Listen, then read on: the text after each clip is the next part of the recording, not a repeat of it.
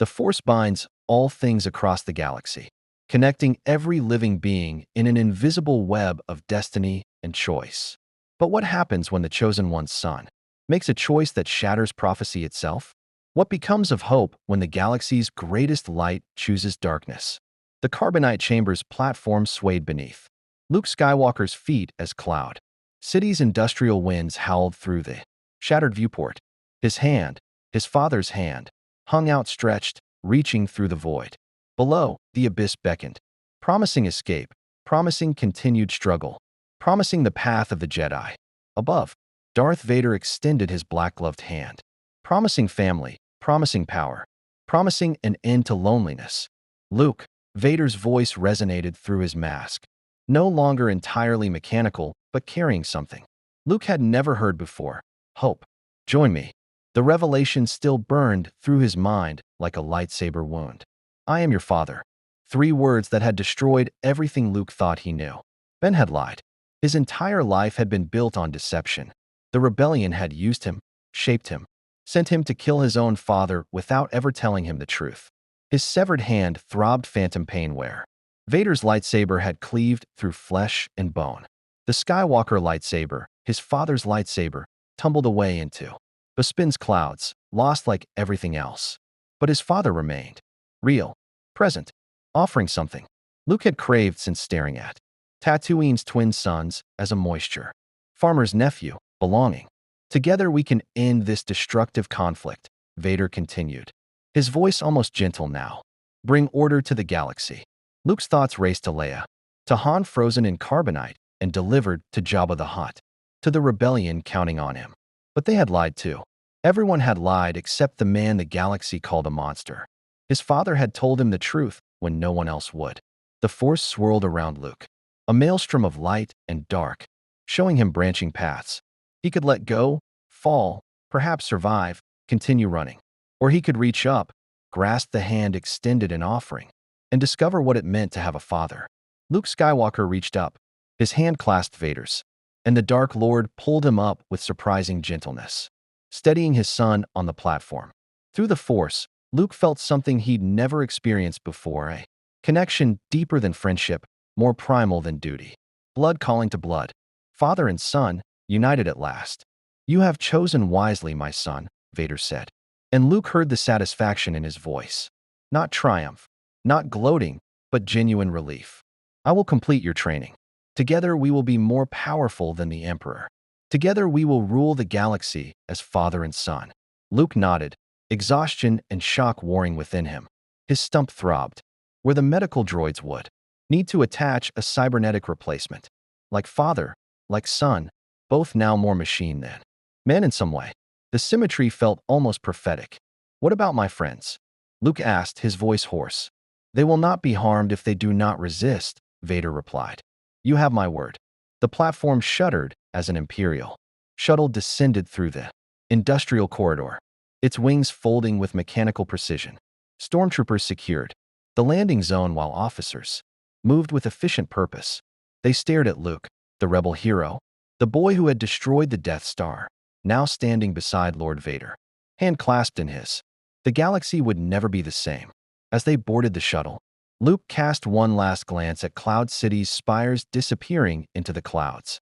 Somewhere up there, Leia and Chewbacca were fleeing in the Millennium Falcon, believing him dead or captured.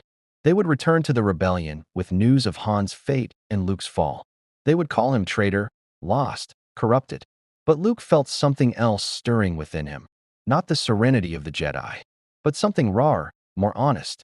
Power, purpose. And for the first time since Ben Kenobi had died on the Death Star, he wasn't alone. The shuttle lifted off, carrying Luke Skywalker away from the light and into the shadow of the Empire. But in that shadow stood his father, and that had to mean something.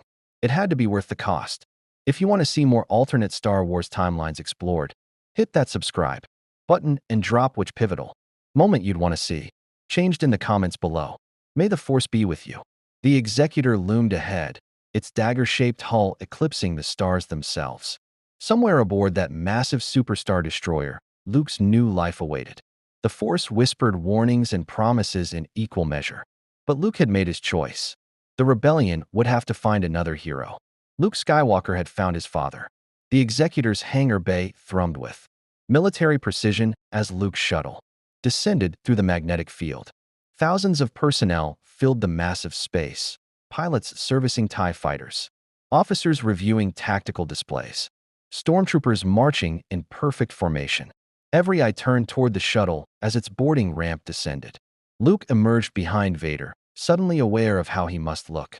His rebel flight suit was torn and scorched, his hair matted with sweat and blood, his severed arm wrapped in hasty bandages that were already seeping through. He was a broken enemy in the heart of Imperial power, and yet he walked beside the Empire's most feared enforcer as something entirely different. As son, the assembled Imperials snapped to attention, their synchronized movements creating a ripple effect across the hangar. But their confusion was palpable through the Force. Luke could feel their questions, their uncertainty, their fear of what this meant. The rebel who had destroyed the Death Star, who had humiliated the Empire at Yavin, now stood beside Lord Vader not as prisoner, but as something they couldn't yet comprehend. Admiral Pyatt, Vader's voice cut through the silence like a blade. Prepare the medical bay. My son requires immediate attention. The words my son detonated across the hangar like a thermal detonator. Officers exchanged stunned glances. Stormtroopers remained at attention, but Luke felt their shock ripple through the Force. Vader had never spoken of family, never shown weakness or attachment. The revelation shattered their understanding of the Dark Lord. Admiral Pyatt, a lean man with sharp features and sharper instincts, recovered quickly, at once. Lord Vader. He gestured to a medical team that hurried forward with a repulsor. Stretcher. I can walk, Luke said, his voice stronger than he felt. If he was going to survive in this world of power and hierarchy, he couldn't show weakness. Not here. Not surrounded by those who respected only strength. Vader's mask turned toward him, and Luke felt approval through their connection. Very well. Follow me. They walked through corridors of pristine gray metal, stormtroopers parting before them like water before a ship's prow. Officers saluted crisply, their faces carefully neutral masks hiding turbulent thoughts. Luke sensed their calculations, how this changed the power structure, what it meant for their careers, whether the rebel was truly converted or if this was some elaborate deception. The medical bay occupied an entire section of the Executor's command tower, equipped with technology that made rebel medical facilities look like moisture vaporator repair shops. Medical droids of various designations moved with programmed efficiency while human doctors supervised more delicate procedures. A 2-1B surgical droid approached immediately, its photoreceptors focusing on Luke's wrapped stump. Lord Vader. The patient requires immediate cybernetic replacement and back to treatment for multiple contusions and lacerations. Begin immediately, Vader commanded. He is to receive the finest replacement available. Spare no expense or resource. As the medical team guided Luke to a surgical chair, he caught sight of his reflection in a polished Durasteel panel. He barely recognized himself. His face was pale, his eyes haunted, his expression caught between boy and man, hope and despair. He looked like someone who had lost everything and gained something terrible in its place. The surgical droid's anesthetic injection brought immediate relief from the searing pain. As his consciousness began to dim, Luke heard Vader speak to the medical team. When he wakes, he is to be brought to my meditation chamber. No one else is to speak with him. This order comes from the Emperor himself. Emperor. The words sent ice through Luke's veins even as the anesthetic pulled him under. Palpatine would want to see him, to test him, to determine if he was asset or liability. Luke's last conscious thought before darkness claimed him was simple and terrifying. What have I done? He dreamed of fire. Mustafar's lava flows consumed everything, burning away Anakin Skywalker and leaving only Vader's shell. But in the dream, Luke stood beside his father in the flames, and together they walked through the inferno untouched. The fire couldn't harm them because they were the fire, raw power burning away the galaxy's weakness, forging something new from the ashes of the old. When Luke woke, his right hand was gone, replaced by a synthetic equivalent covered in black synth flesh that matched Vader's own cybernetics. The 2-1B droid explained the specifications in clinical detail, full sensory feedback, enhanced grip strength, resistant to most forms of damage. A hand built for a warrior, not a farmer. Luke flexed the new fingers, feeling the servos respond to neural impulses. It felt wrong and right simultaneously, like his father's presence in the Force, a twisted reflection of what should be natural. The procedure was successful, the droid concluded. Lord Vader awaits you in his meditation chamber, 3 levels above. An escort has been provided. 2 royal guards stood outside the medical bay, their crimson armor and force pikes, marking them as the Emperor's personal protectors. They said nothing, merely turned and began walking, expecting Luke to follow. He did, his new hand unconsciously moving to where his lightsaber should hang. But that weapon was gone, lost to Bespin's depths along with his innocence. Vader's meditation chamber was a stark sphere of black metal, lit only by dim red illumination. The Dark Lord stood at its center, his meditation pod open behind him. Through the Force, Luke felt his father's presence more clearly here. The pain, the rage, the regret buried beneath layers of iron discipline. The Emperor wishes to speak with us, Vader said without preamble. He is pleased with this development. But you must understand, my son, Palpatine is more dangerous than any enemy you have faced. He will test you. He will push you to prove your loyalty. You must be ready. Luke met his father's masked gaze. What does he want from me? Everything, Vader replied. He wanted you dead. Now he wants you as his apprentice. But his true desire is to turn us against each other, to replace me with you. This is the way of the Sith. The apprentice must always seek to overthrow the master. Then why did you bring me here? Luke asked, if he's going to try to turn us against each other. Because together, we are stronger than he is, Vader interrupted. His voice carried absolute certainty. He does not know this yet. He believes you are weak, untrained, emotional. He believes he can mold you as he molded me. But you are my son. You carry the Skywalker bloodline, the strength of the Chosen One, and I will not lose you to his manipulations. The words carried weight beyond their meaning, a father's vow. Perhaps the first genuine promise Anakin Skywalker had made in decades. Luke felt the truth of it through the Force, and something inside him shifted. Not toward darkness, exactly, but away from the simple binary of light and dark the Jedi had taught. This was something more complex, more human. What do I say to him? Luke asked. Tell him what he wants to hear, Vader said. That you have seen the rebellion's weakness. That you wish to learn the true power of the Force. That you will serve the Empire. His mask tilted slightly, and mean none of it, until we are ready. A holographic projector activated, and Emperor Palpatine's hooded visage materialized before them, his yellow eyes gleaming with malevolent intelligence. His smile was a predator's grin, knowing and cruel. Young Skywalker, Palpatine's voice oozed false warmth. At last we meet properly. Your father has told me of your decision. Most unexpected, most welcome. Tell me, what made you abandon your foolish rebel friends? Luke stood straighter, feeling his father's presence beside him like a shield. He thought of Han frozen in carbonite, of Leia's anguish, of Ben's lies, of everything the rebellion had cost him. They lied to me, Luke said, and the words rang with genuine anger. About my father. About everything. I'm tired of being used. Palpatine's smile widened. Good. Good. Let your anger flow. It gives you power, makes you strong. The Jedi would have made you weak, would have suppressed your true potential. But we shall see that potential realized. The Emperor's gaze shifted to Vader. Bring him to Coruscant. His training begins immediately. The hologram flickered out, leaving father and son alone in the crimson darkness. Luke's new hand clenched into a fist, synthetic tendons flexing. That's it, Luke asked. He just accepts me. For now, Vader replied. But trust nothing he says. He is patient. He will wait for the perfect moment to strike. His mask turned fully toward Luke. We must be more patient still. Through the Force, Luke felt the weight of what lay ahead.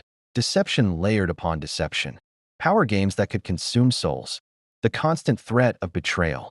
He had thought choosing his father would simplify things, would give him clarity. He had been wrong. But as they stood together in that dark chamber, Luke felt something the Jedi had never given him. He felt like he belonged somewhere, even if that somewhere was the heart of darkness itself. The journey to Coruscant took 3 standard days through hyperspace. 3 days during which Luke Skywalker, discovered that choosing darkness was far easier than living with it. Vader had assigned him quarters adjacent to his own meditation chamber, a suite that would have impressed any Imperial officer, but felt like a prison to someone raised under Tatooine's open skies. The walls were polished black durasteel, the furniture minimal and austere, the viewports polarized to dim the stars to faint pinpricks. It was a room designed for someone who had abandoned hope, and Luke spent his first night there wondering if that's exactly what he'd done. His father visited each morning to begin his training, but these were not the lessons Obi-Wan or Yoda would have recognized. There were no lectures on serenity, no meditations on peace. Instead, Vader taught him to channel emotion into power, to take his anger, his fear, his pain, and forge them into weapons as deadly as any lightsaber. The Jedi teaching is a lie, Vader said on the second day as they stood in a training chamber, cleared of all personnel. They claim emotion leads to suffering. But emotion is life. To suppress it is to deny your humanity, to become a hollow shell spouting platitudes while the galaxy burns. Luke held his new cybernetic hand before him, calling on the Force. A training remote floated into the air, trembling as he focused his will upon it. Ben taught me to let go, to trust the Force. And where is Ben now? Vader's question cut like a vibroblade. Dead, because he was too weak to embrace what was necessary. The Force is not some benevolent deity guiding the worthy. It is power, raw and absolute. Those who master it survive. Those who surrender to it die. The remote crushed inward with a shriek of tortured metal as Luke's anger flared. He hadn't meant to destroy it completely, but the memory of Ben's death, of his lies about Vader, about everything, it all channeled through him, like lightning through a conductor. Good, Vader said, and Luke felt genuine pride emanating from his father. You have strength. Now you must learn control. Power without discipline is merely chaos. They trained for hours, Luke learning to summon objects with the Force, to move with enhanced speed, to sense danger before it manifested.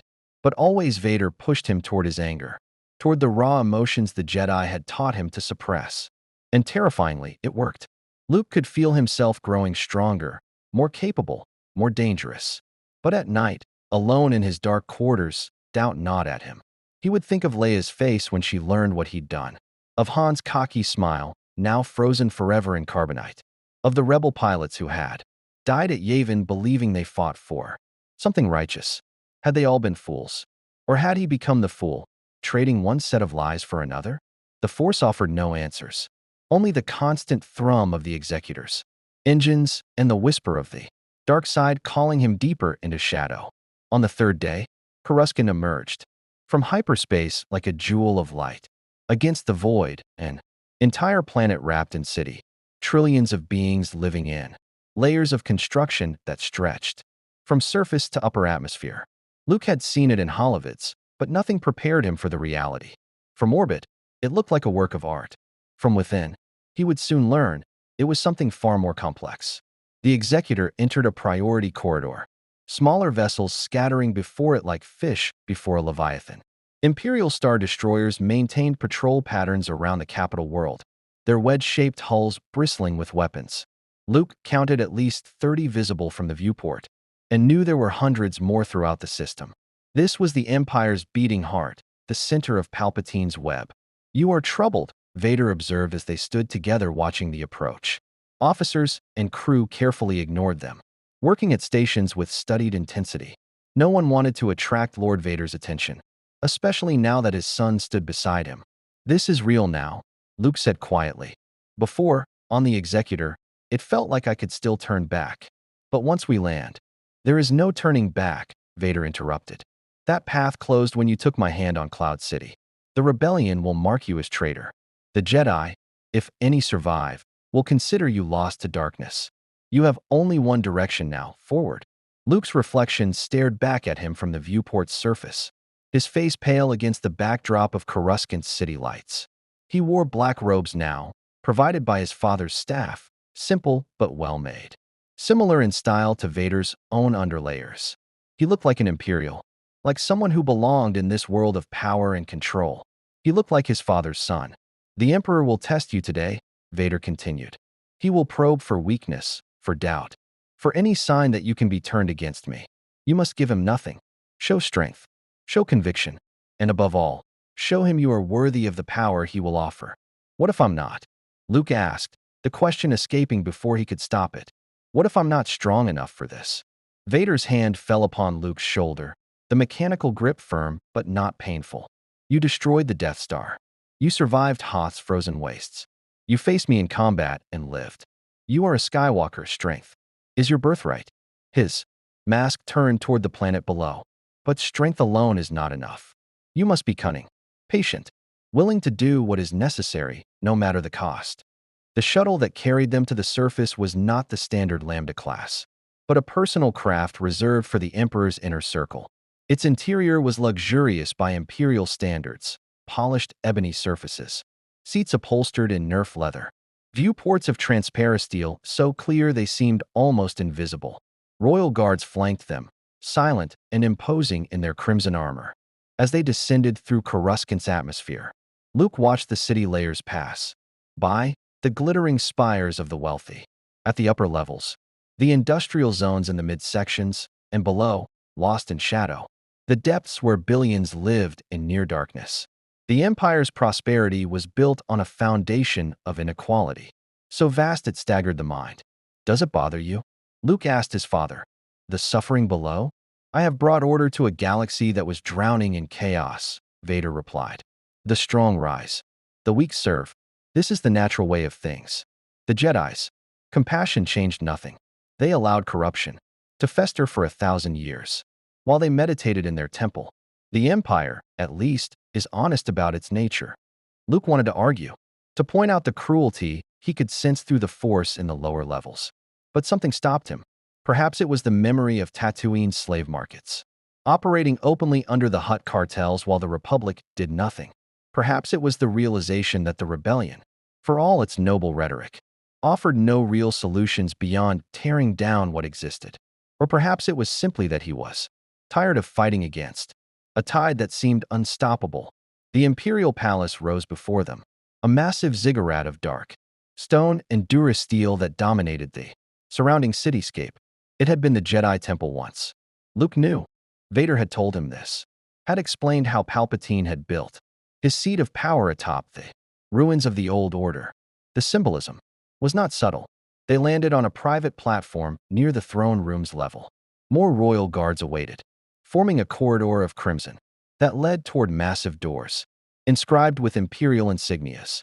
Luke's heart hammered in his chest, his new hand unconsciously clenching and unclenching. Beyond those doors waited the Emperor, the Sith Lord who had seduced his father, who had orchestrated the Clone Wars, who had transformed a republic into an empire. The man who now claimed dominion over Luke Skywalker's future. Remember, Vader said as they approached the doors, show no weakness. The Emperor respects only power. The doors opened silently, revealing a throne room deliberately designed to intimidate. It stretched upward into shadow, its walls lined with grotesque sculptures that seemed to writhe in the dim lighting. The floor was polished obsidian, reflecting distorted images like a dark mirror. And at the far end, seated upon a throne that seemed carved from night itself, sat Emperor Palpatine. Luke had expected the hooded figure from the hologram, the yellow-eyed specter radiating malevolence. What he hadn't expected was the sheer weight of the dark side that pressed against him like a physical force.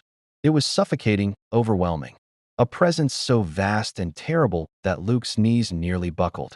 This was power, beyond anything he'd imagined, beyond Vader, beyond Yoda, beyond anything the Force had shown him in his training.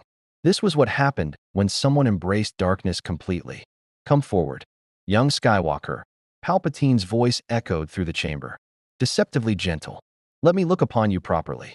Luke walked forward, acutely aware of Vader beside him, of the royal guards lining the walls, of the trap he had willingly entered. He stopped at the base of the throne's dais, looking up at the Emperor's withered face, at eyes that had witnessed the fall of the Jedi and the rise of the Sith. Palpatine studied him with the intensity of a scientist examining a specimen. Yes, he hissed softly. I sense it. Strong with the Force, like your father before you, but also conflicted. Tell me, boy, do you regret your choice? It was a test. Luke knew it immediately. Any hesitation, any sign of doubt, and Palpatine would see weakness. He thought of his father's teachings over the past 3 days, of channeling emotion into power. He thought of his anger at the rebellion's lies, at Ben's deception, at being used as a weapon by people who claimed to care about him. I regret nothing, Luke said, and pushed that anger into his voice. The rebellion used me. The Jedi lied to me. I chose truth over comfortable illusions. Palpatine's smile was like watching something dead learn to move. Strong words. But words are wind, young Skywalker. I require proof of your commitment. From the shadows stepped an Imperial officer, pushing before him a bound figure on a repulsor platform. Luke's blood turned to ice. It was a rebel pilot. Luke recognized the flight suit, the orange and white colors of the Alliance. The pilot's face was bruised, his eyes wide with terror, but also with recognition. Lieutenant Shara Bey, Palpatine said conversationally, captured in a recent raid on a rebel supply depot. She flew at Yavin, did she not? Perhaps you even knew her. Luke did know her.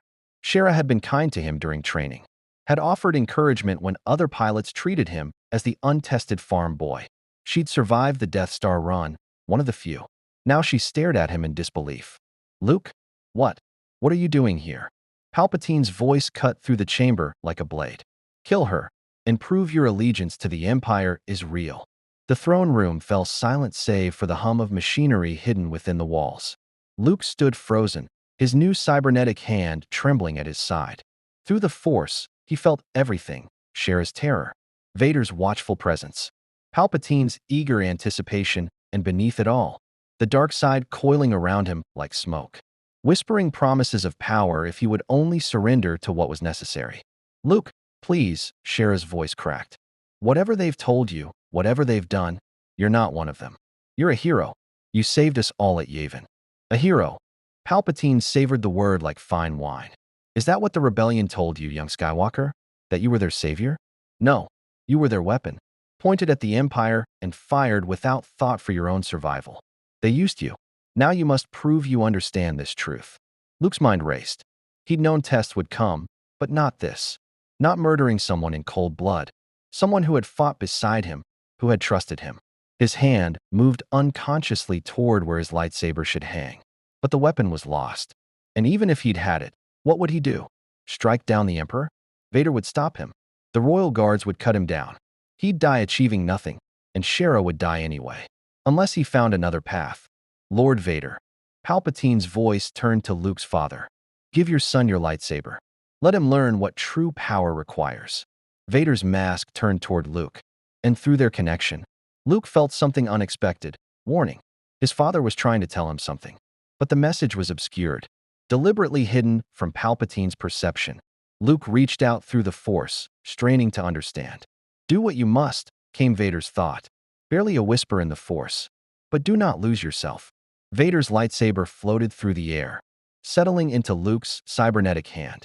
The weapon felt heavier than his own had been, its hilt worn smooth by decades of use. This was the blade that had slaughtered Jedi younglings, that had cut down Obi-Wan Kenobi, that had killed countless rebels. And now it was in his hand, humming with deadly potential as the crimson blade ignited. Shara began to sob. Please, Luke. Please don't. Remember who you are.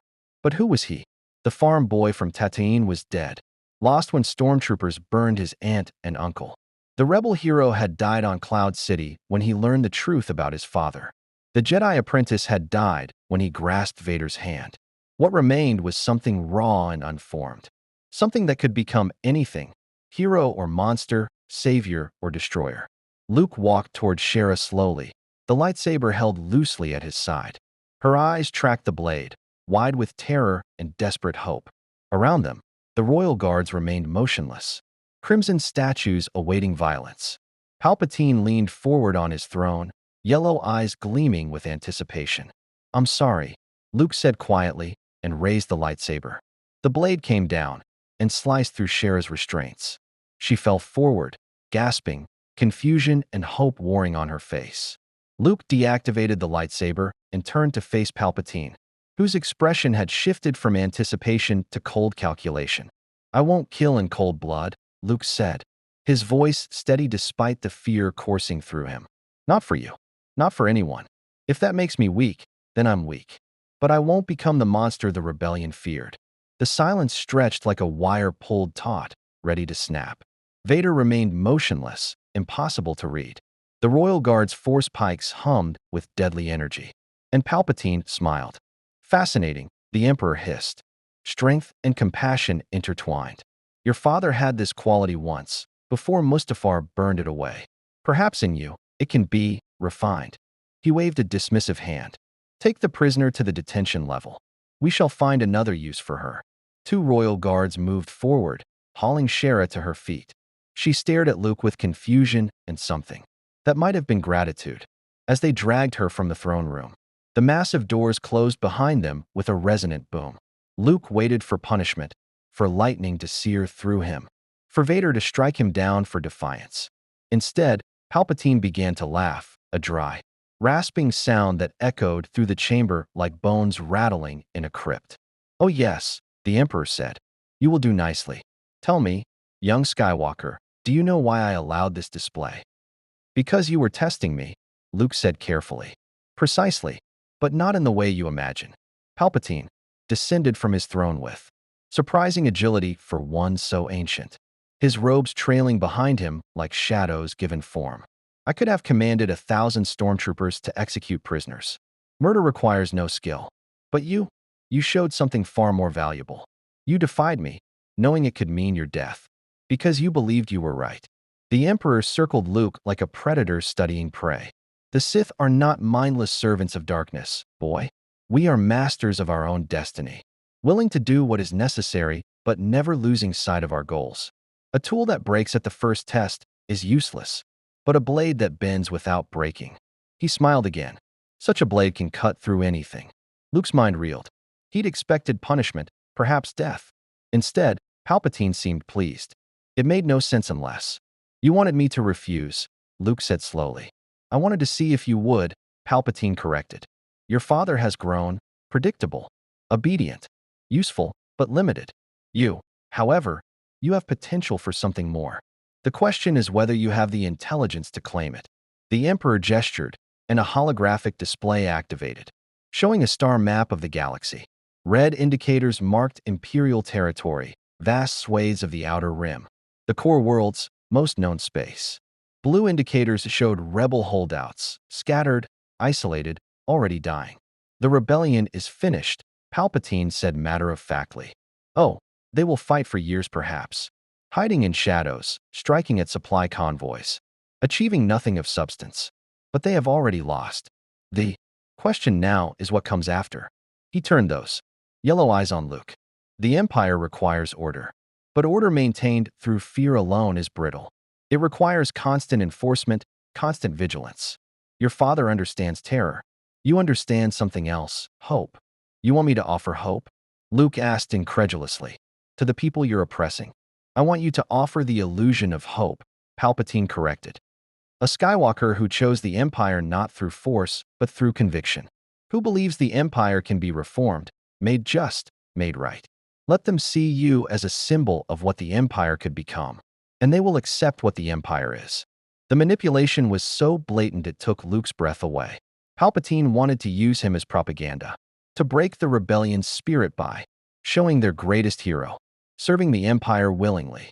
It was brilliant and obscene in equal measure. "And if I refuse?" Luke asked. "Then you die, your friends die, and I find another apprentice," Palpatine said with casual brutality. "But you won't refuse. You're too curious about your own potential, too hungry for the truth the Jedi denied you. You want to know what you could become with proper training, without the shackles of dogma. I can give you that knowledge." Luke looked to his father, but Vader remained silent, offering no guidance. This was Luke's choice to make. Through the Force, Luke sensed the branching paths before him. He could refuse, could attack Palpatine in a hopeless gesture that would accomplish nothing. He could accept and become the Emperor's puppet, a symbol used to crush the last embers of rebellion. Or he could play the game, learn what Palpatine offered, and wait for an opportunity to change things from within. It was a terrible choice, but terrible choices were all he had now. "Teach me," Luke said finally. "But I want something in return." Palpatine's eyebrows rose. "Bold. What do you demand, young Skywalker?" The pilot, Shara Bey. Release her. Use her to send a message to the rebellion if you want, but let her live. And if I refuse, then you have no apprentice, Luke said, pushing every ounce of conviction into his voice. If I'm to be your symbol of hope, then let me save one life. Let the rebellion see that choosing the Empire doesn't mean becoming a monster. The silence stretched. Vader remained motionless. But Luke felt something through their connection, approval, perhaps, or recognition of a strategy Vader himself might have employed. Finally, Palpatine nodded. Very well. She will be released with a message that Luke Skywalker showed her mercy, that the Empire rewards loyalty and punishes only those who resist. She will tell the rebellion that you are no prisoner, no victim, but a willing servant of order. His smile was predatory. And in saving one life, you will help me break 1,000 spirits. Luke's stomach churned, but he forced himself to nod. He'd save Shara. That was something. That was better than watching her die to prove his loyalty. But Palpatine was right. The message would devastate rebel morale. Luke Skywalker, the hero of Yavin, showing mercy in the Emperor's throne room, proving that service to the Empire wasn't synonymous with cruelty. Your training begins tomorrow, Palpatine said. Lord Vader will continue instructing you in combat and force techniques. I will teach you the deeper mysteries, the true nature of power, the secrets the Jedi hid even from themselves. Together, we will forge you into something the galaxy has never seen. He waved a hand in dismissal. Go. Rest. Tomorrow, your transformation begins in earnest. As Luke and Vader left the throne room, neither spoke until they were alone in the corridor. Finally, Vader's voice came, low and measured. That was dangerous. I know, Luke said. But clever, Vader continued. You gave him what he wanted, defiance, followed by submission, while saving a life and maintaining your principles. For a first encounter with the Emperor, you did, acceptably. Coming from Vader, it was practically effusive praise. They walked in silence through the Imperial Palace's corridors, passing officers and functionaries who bowed deeply as Lord Vader passed. Luke noticed how they looked at him now, not with contempt or confusion, but with calculation. He was no longer a curiosity.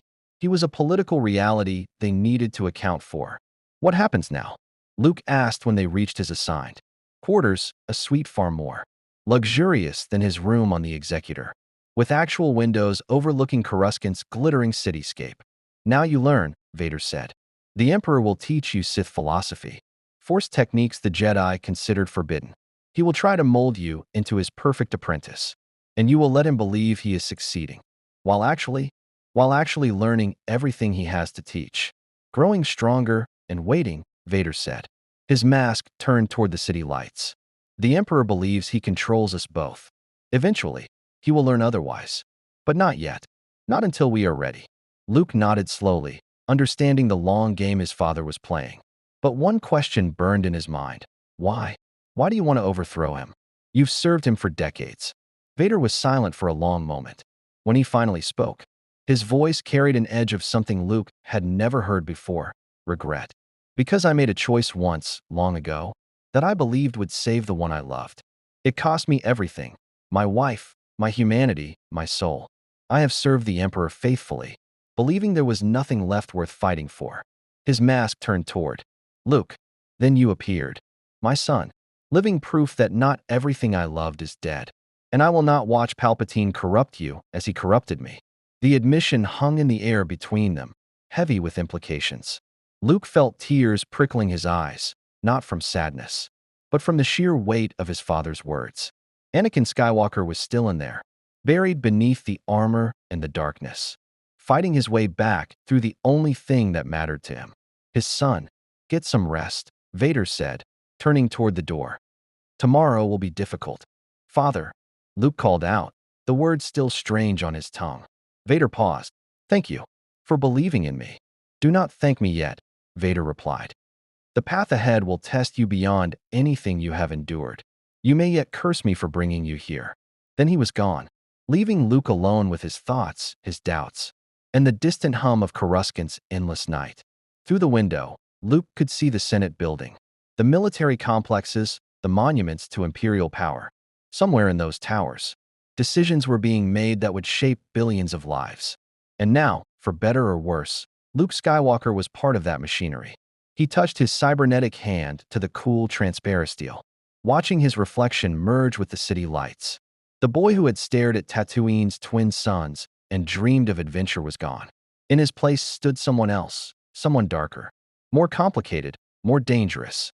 Someone who had chosen to walk into the heart of the Empire and change it from within. Or die trying.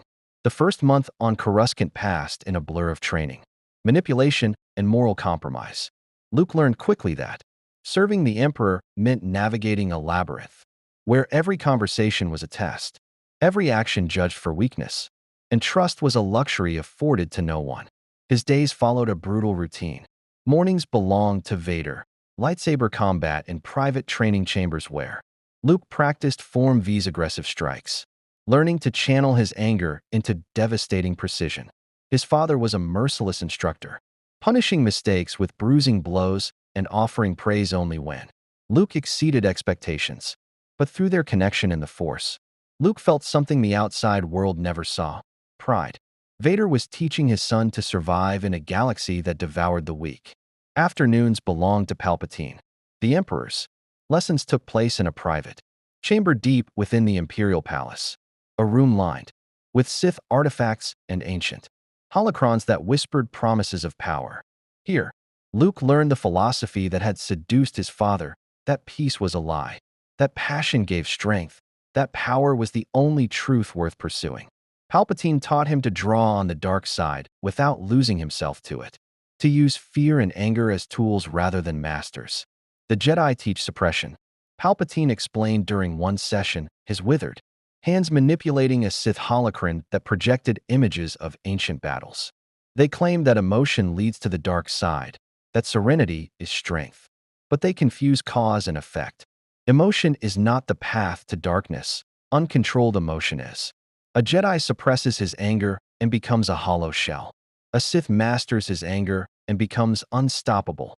Luke absorbed the lessons, learning Force lightning, Force choke, techniques for dominating weaker minds. Each new ability felt like a corruption, a step away from Ben's teachings. But each also made him stronger, more capable of surviving in this world of predators. And through it all, he reminded himself of his father's words: learn everything, grow strong, wait. But waiting proved harder than fighting. The Empire's machinery ground on around him, and Luke could not ignore what he saw.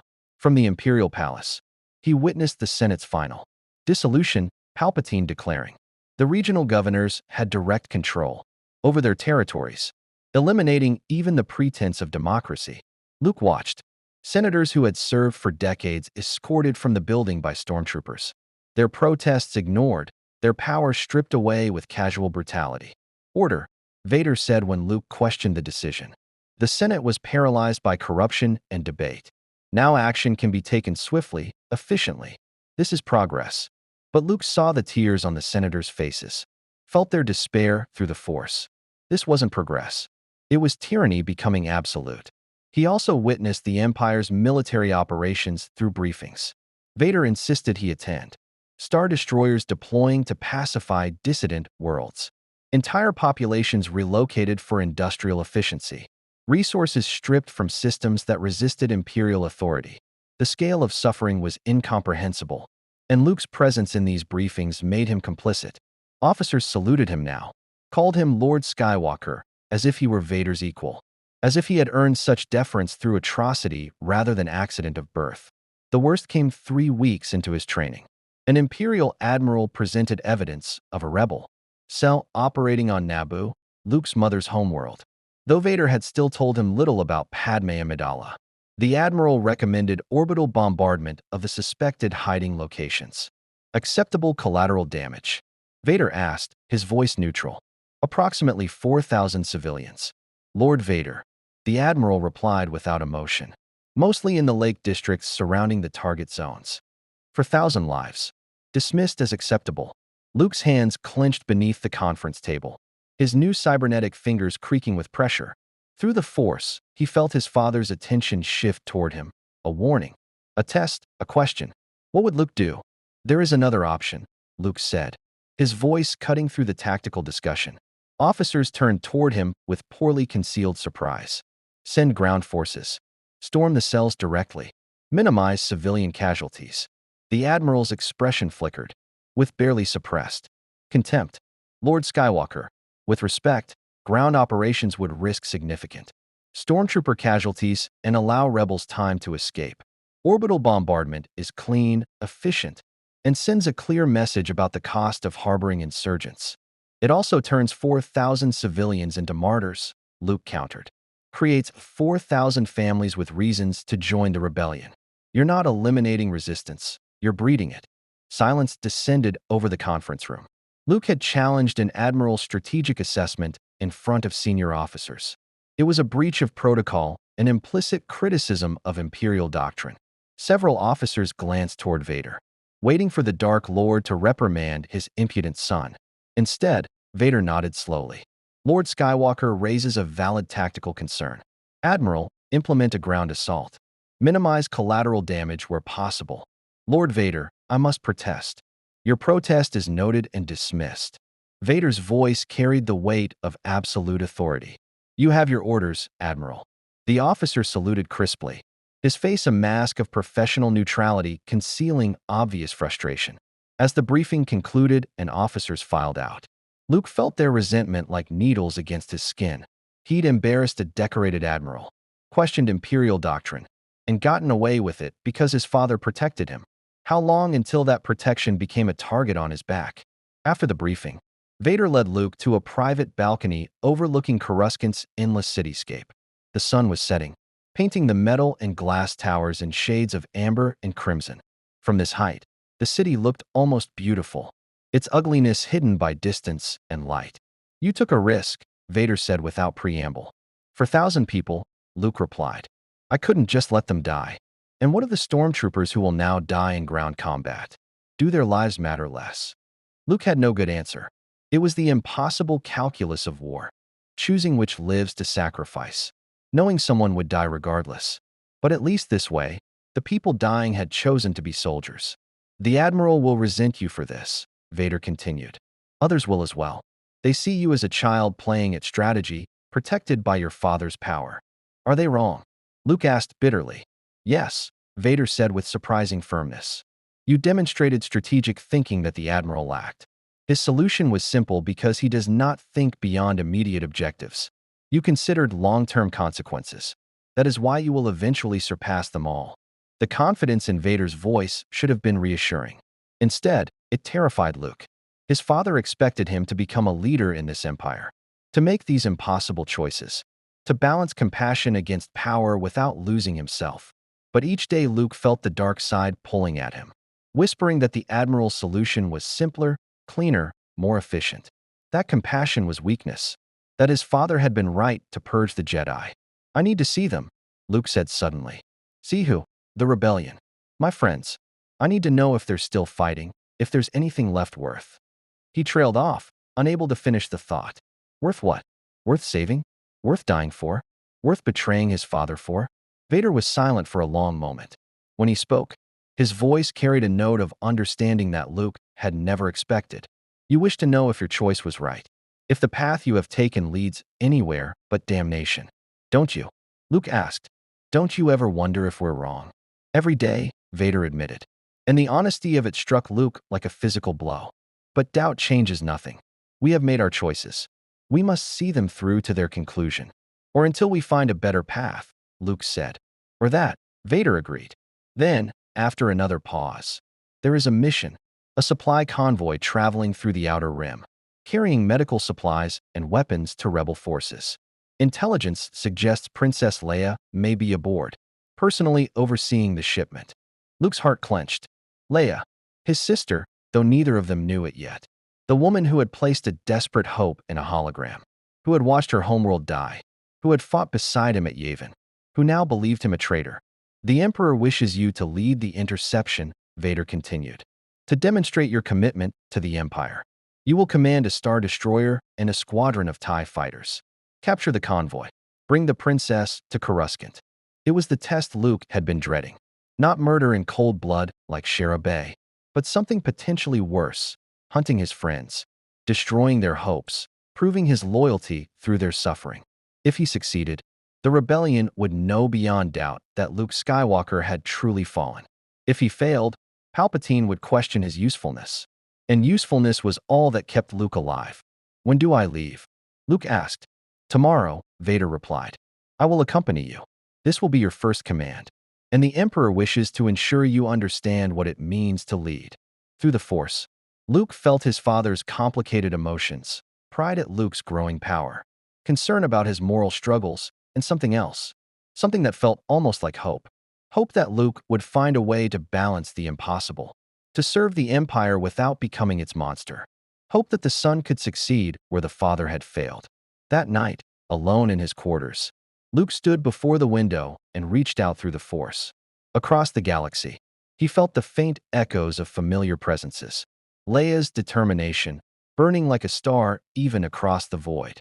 Chewbacca's loyal strength.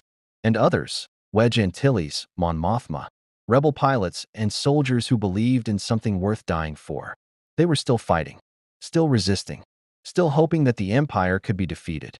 And tomorrow, Luke would hunt them. He thought of Palpatine's words about offering the illusion of hope, about becoming a symbol of what the Empire could be. Perhaps there was a way to do this mission without destroying everything he'd once believed in. Perhaps he could capture Leia without breaking her spirit, demonstrate that choosing the Empire didn't mean abandoning mercy.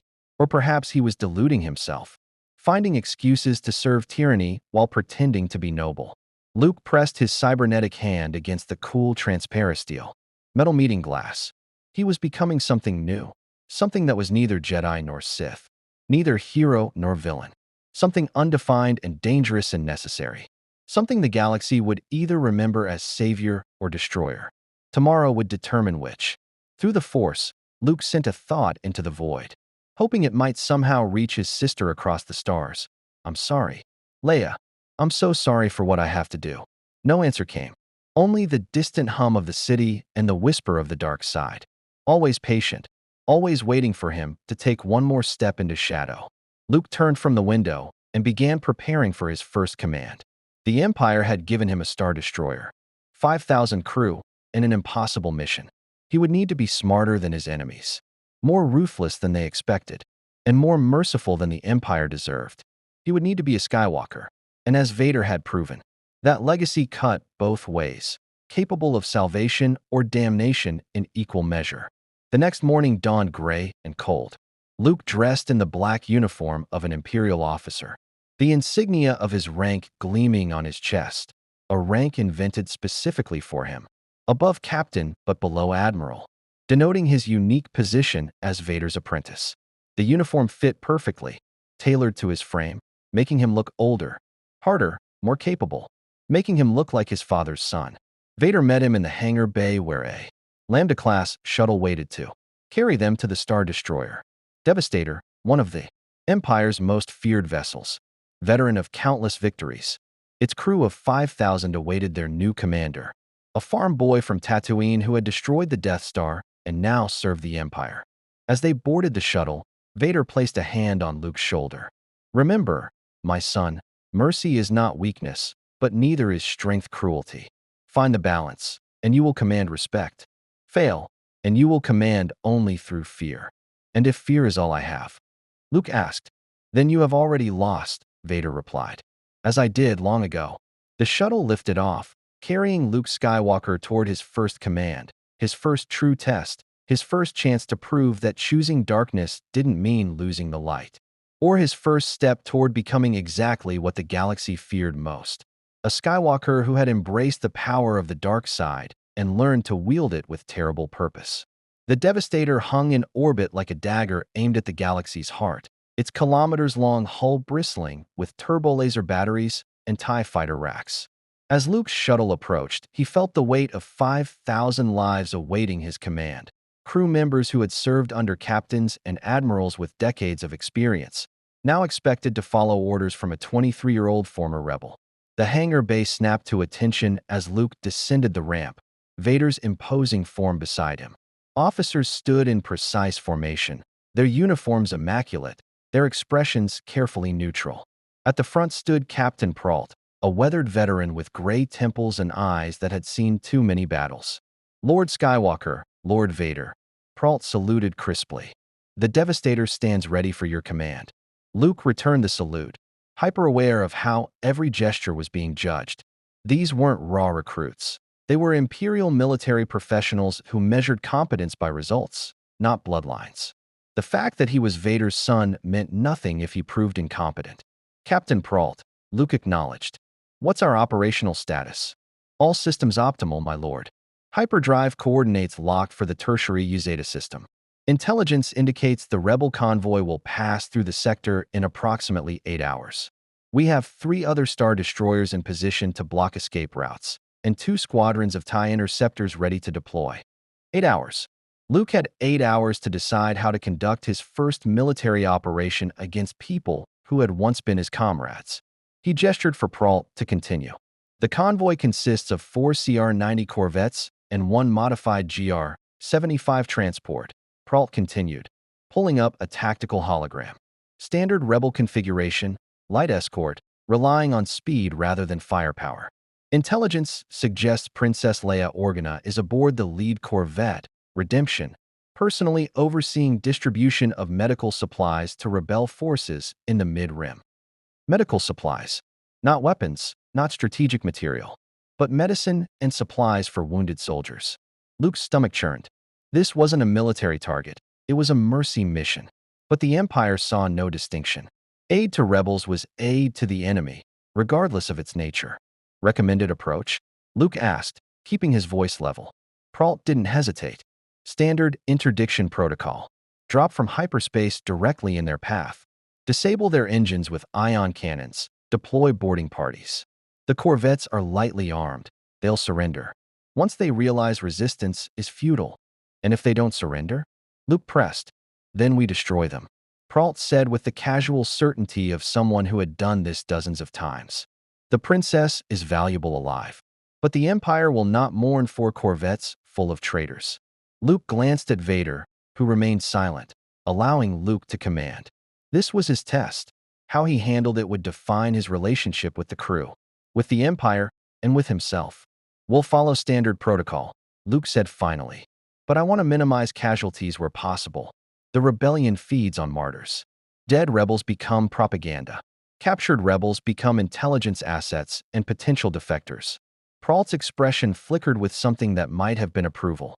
A pragmatic approach, my lord. I'll brief the boarding parties accordingly. As the crew dispersed to their stations, Vader led Luke to the observation deck overlooking the hangar bay. Through the transparisteel, Luke watched TIE fighters being prepped for launch, pilots running final checks on their craft. Each one was a person who would follow his orders into potential death. You handled that well, Vader observed. Pralt is a good officer. He will serve you faithfully if you prove competent. And if I prove incompetent? Luke asked. Then he will ensure you do not survive long enough to endanger the ship. Vader said matter-of-factly. Imperial officers are pragmatists. They respect results, not titles. Earn their trust through competence, and they will follow you anywhere. Luke absorbed this, understanding the precarious nature of his position. He had power through his father, but that same power made him a target for ambitious officers, who might see him as an obstacle to their advancement. You're worried about the princess, Vader said. Not a question, but an observation. She's my friend, Luke replied. Or she was. Now I'm hunting her like prey. She is your enemy, Vader corrected. And enemies must be treated as such, regardless of past affections. This is the harsh truth of war. Sentiment is a luxury that costs lives. Luke wanted to argue, but the words died in his throat. Vader was right, in his way. If Luke showed weakness, if he let personal feelings compromise the mission, people would die his crew. Maybe Leia herself if she chose to fight rather than surrender. The only way to minimize casualties was to be ruthlessly efficient. It was the same logic that had led to the Empire's atrocities. Where did pragmatism end and evil begin? The hours crawled by as the Devastator transitioned through hyperspace. Luke spent them on the bridge, observing crew operations, learning the rhythms of command. Officers moved with practiced efficiency. Communications flowed seamlessly. Systems hummed with reliable power. The Empire might be tyrannical, but its military machine was breathtakingly effective. Lieutenant Thess, the tactical officer, approached with a datapad. Lord Skywalker, Preliminary scans show the convoy is on schedule. We'll intercept in 20 minutes. Weapon status? Luke asked. Ion cannons charged and targeted. Turbo lasers on standby. TIE squadrons ready to deploy on your command. Luke nodded, his heart hammering. 20 minutes until he faced Leia. Until he proved whether he could be the commander the Empire needed without becoming the monster it created. Lord Vader, Luke said quietly. I'd like to lead the boarding party myself. Vader's mask turned toward him sharply. That is not protocol. Commanders do not risk themselves in boarding operations. I'm not asking for protocol, Luke replied. I'm asking for a chance to prove myself. If I'm going to command these people, they need to see I'm willing to share their risks. Or they need to see you're willing to throw away tactical advantages for empty gestures. Vader countered. But Luke felt something else through their bond, consideration. Perhaps even pride in Luke's willingness to lead from the front. The princess knows me, Luke continued. If I'm there, she might surrender without a fight. That saves lives, ours and theirs. It was sound tactical reasoning with an emotional core, the balance Vader had told him to find. After a moment, Vader nodded. Very well, but you will take a full squad of stormtroopers. And if the situation becomes untenable, you will withdraw. Understood. Understood, Luke agreed. The bridge fell silent as they dropped from hyperspace. The rebel convoy appeared on sensors exactly where intelligence predicted.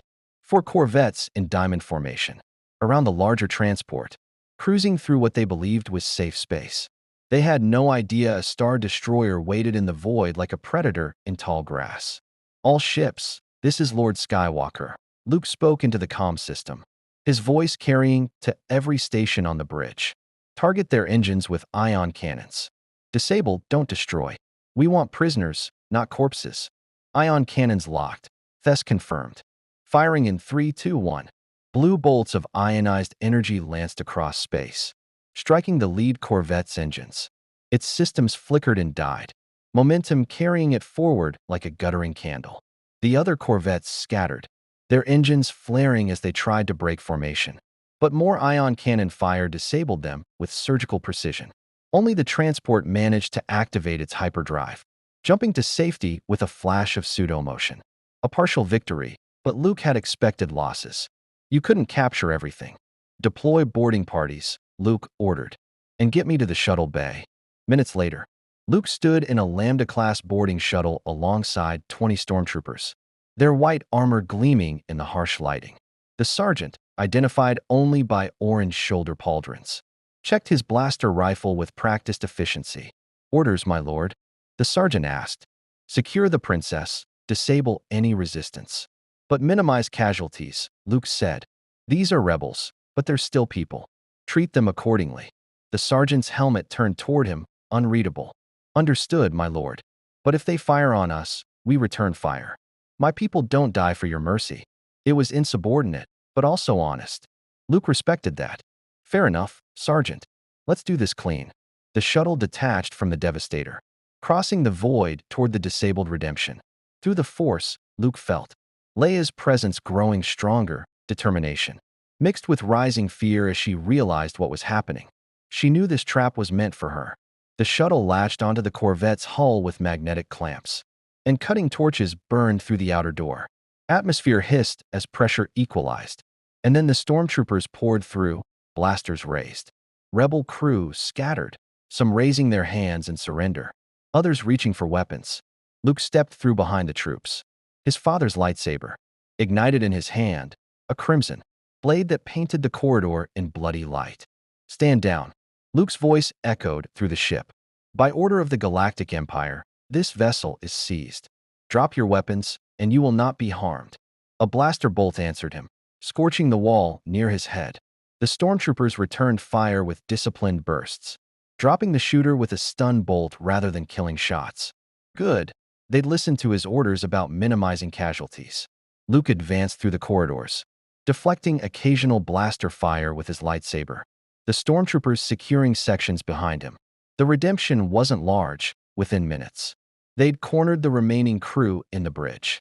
And there, standing beside the captain's chair with a blaster pistol in her hands, was Leia Organa. She looked different than Luke remembered. Thinner, her face harder, her eyes carrying shadows that hadn't been there at Yavin. The rebellion was losing, and it showed in every line of her body. But her spine remained straight, her aim steady as she pointed the weapon directly at Luke's chest. "Luke," she said, her voice carefully controlled. "I'd heard the rumors. I didn't want to believe them."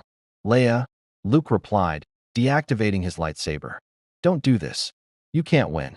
"I don't need to win," she said. "I just need to not surrender to the Empire. To not give Palpatine the satisfaction of parading me through Coruscant in chains." "It doesn't have to be like that," Luke said, taking a step forward. Stormtroopers aimed at Leia, but Luke raised a hand to stay their fire. "Come with me willingly. Let me show you that the Empire isn't what you think it is." Leia laughed, a bitter sound that cut through the bridge's tension. "The Empire isn't what I think. Luke, the Empire destroyed Alderaan. Billions of people, my home, everyone I knew, gone in an instant. And you're telling me the Empire isn't what I think?" The words hit like physical blows. Luke had no answer for Alderaan. No justification that didn't sound like obscene rationalization. Tarkin had ordered that atrocity. But the Empire had built the weapon, and Luke now served that Empire. "I can't change what happened," Luke said quietly. "But I can try to prevent it from happening again. The Empire needs to change, and I can't change it from the outside. Neither can you. All the rebellion does is prolong suffering while accomplishing nothing." "We accomplish hope," Leia countered. "We show the galaxy that tyranny can be resisted, that some people will never kneel to oppression, no matter the cost." "And how many people die for that hope?" Luke asked. "How many rebel soldiers? How many civilians caught in the crossfire?" "Your hope is costing lives, Leia. Real lives, not abstract principles." "So is your peace," she shot back. "You think service to the Empire saves lives? Every day Palpatine rules, people suffer. Systems are exploited. Dissidents disappear. Entire species are enslaved. Your peace is built on bones. Luke, at least our hope doesn't pretend to be anything else." They stared at each other across the bridge. Two people who had once fought side by side, now divided by choices that seemed irreconcilable. Through the Force, Luke felt Leia's turmoil, her desire to believe in him warring with the evidence of his betrayal, her hope that some part of the Luke she knew still existed. "Come with me," Luke said again. "Meet my father. Hear what he has to say. If you still want to fight afterward, at least you'll understand what you're fighting against." "Your father?" Leia's voice dripped with venom. "You mean Darth Vader, the butcher of the Jedi, the Emperor's attack dog? That's who you want me to trust." "He's still a person," Luke said, "still capable of change. And so is the Empire, if we work from within." Leia's finger tightened on the trigger. "I'd rather die." "No," Luke said, and reached out through the Force. The blaster flew from Leia's hand, clattering across the deck. She gasped, feeling the power he'd developed in just weeks of training.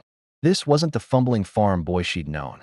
This was someone who had embraced abilities the Jedi would have condemned. "I won't let you die," Luke said firmly, "even if you hate me for it." Stormtroopers moved forward, securing Leia's arms despite her struggles. She glared at Luke with pure fury. "You were supposed to be our hope. The last Jedi. The one who would save us all. And you became this." The words cut deeper than any lightsaber wound. Luke felt his resolve waver, felt the dark side whispering that she was wrong, that he was doing what was necessary, that her judgment meant nothing. But another part of him, the part that still remembered twin sons and simple dreams, knew she was right to hate him. "Take her to the shuttle," Luke ordered the sergeant. "Carefully. She's not to be harmed." As stormtroopers escorted Leia away, she called back one final condemnation. "Han was right about you. You're nothing but a scruffy-looking nerf herder playing dress-up in Sith robes." Despite everything, Luke almost smiled. Even captured, even facing imprisonment and interrogation, Leia Organa still had her spirit. It was one of the things he'd always admired about her. It was also one of the things that terrified him most, because that spirit would not break easily, and the Empire specialized in breaking spirits. The boarding operation concluded efficiently. The rebel crew were processed as prisoners, the corvettes taken under tow, and the Devastator turned toward Coruscant with its valuable prize. Luke stood on the bridge as they prepared for the jump to hyperspace, feeling the weight of what he'd accomplished. He'd captured Princess Leia Organa without bloodshed. He'd demonstrated mercy while achieving Imperial objectives. He'd proven himself as a commander to the crew.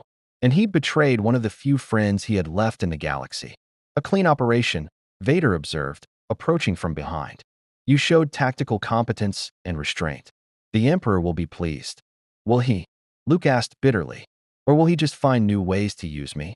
Both, Vader replied with brutal honesty. But you survived. You completed your mission.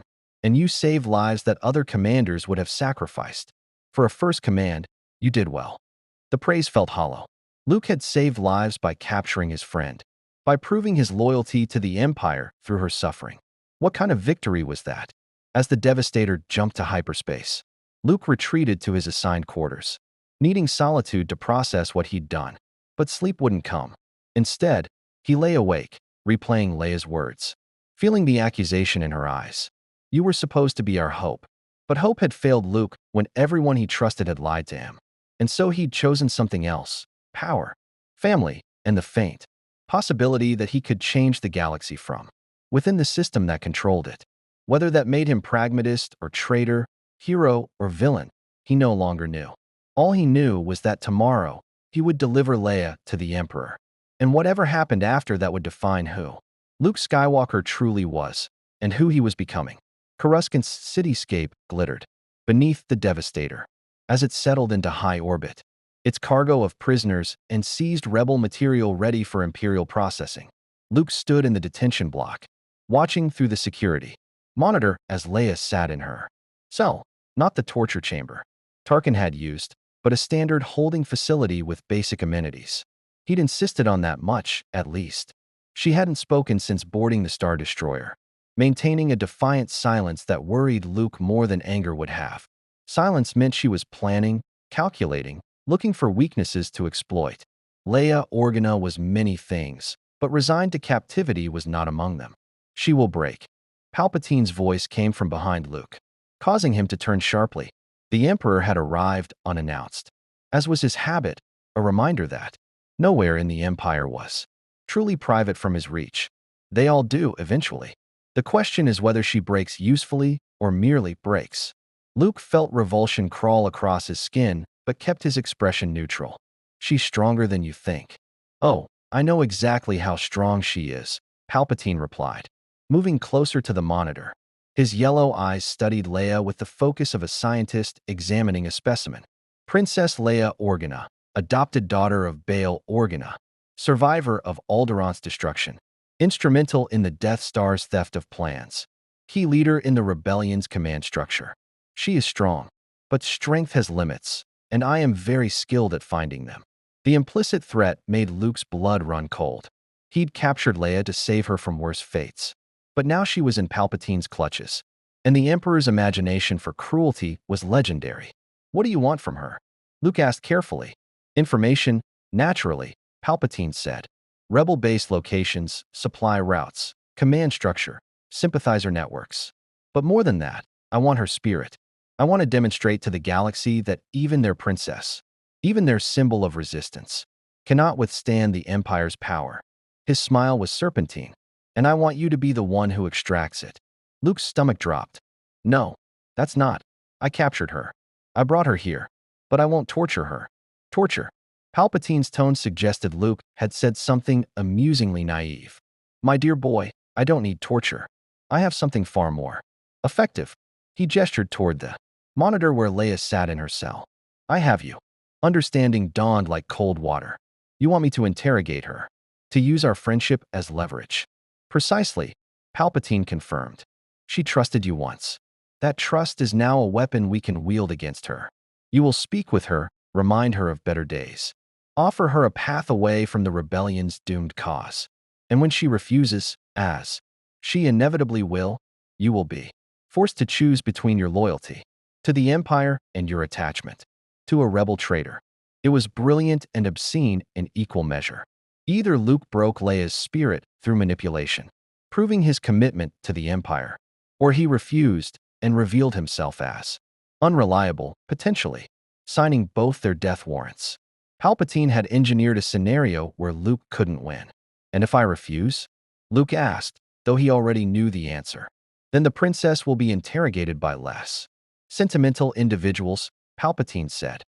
Inquisitors who will extract What we need through methods I suspect you would find distasteful. At least with you, she has a chance at dignity. Perhaps even mercy, should she prove cooperative. Luke looked to his father, standing silent in the shadows of the detention block. Vader's mask was unreadable, but through their force bond, Luke felt something unexpected, sympathy. His father had faced similar choices, had been forced to commit atrocities in service to the Emperor, and each one had carved away another piece of his humanity. I'll speak with her, Luke said finally. But I do this my way. No torture, no threats, just conversation. Of course, Palpatine agreed too easily. I trust your methods, young Skywalker. You have 3 days to produce results. After that, he let the implication hang in the air like a noose. Lord Vader, ensure your son understands what is at stake.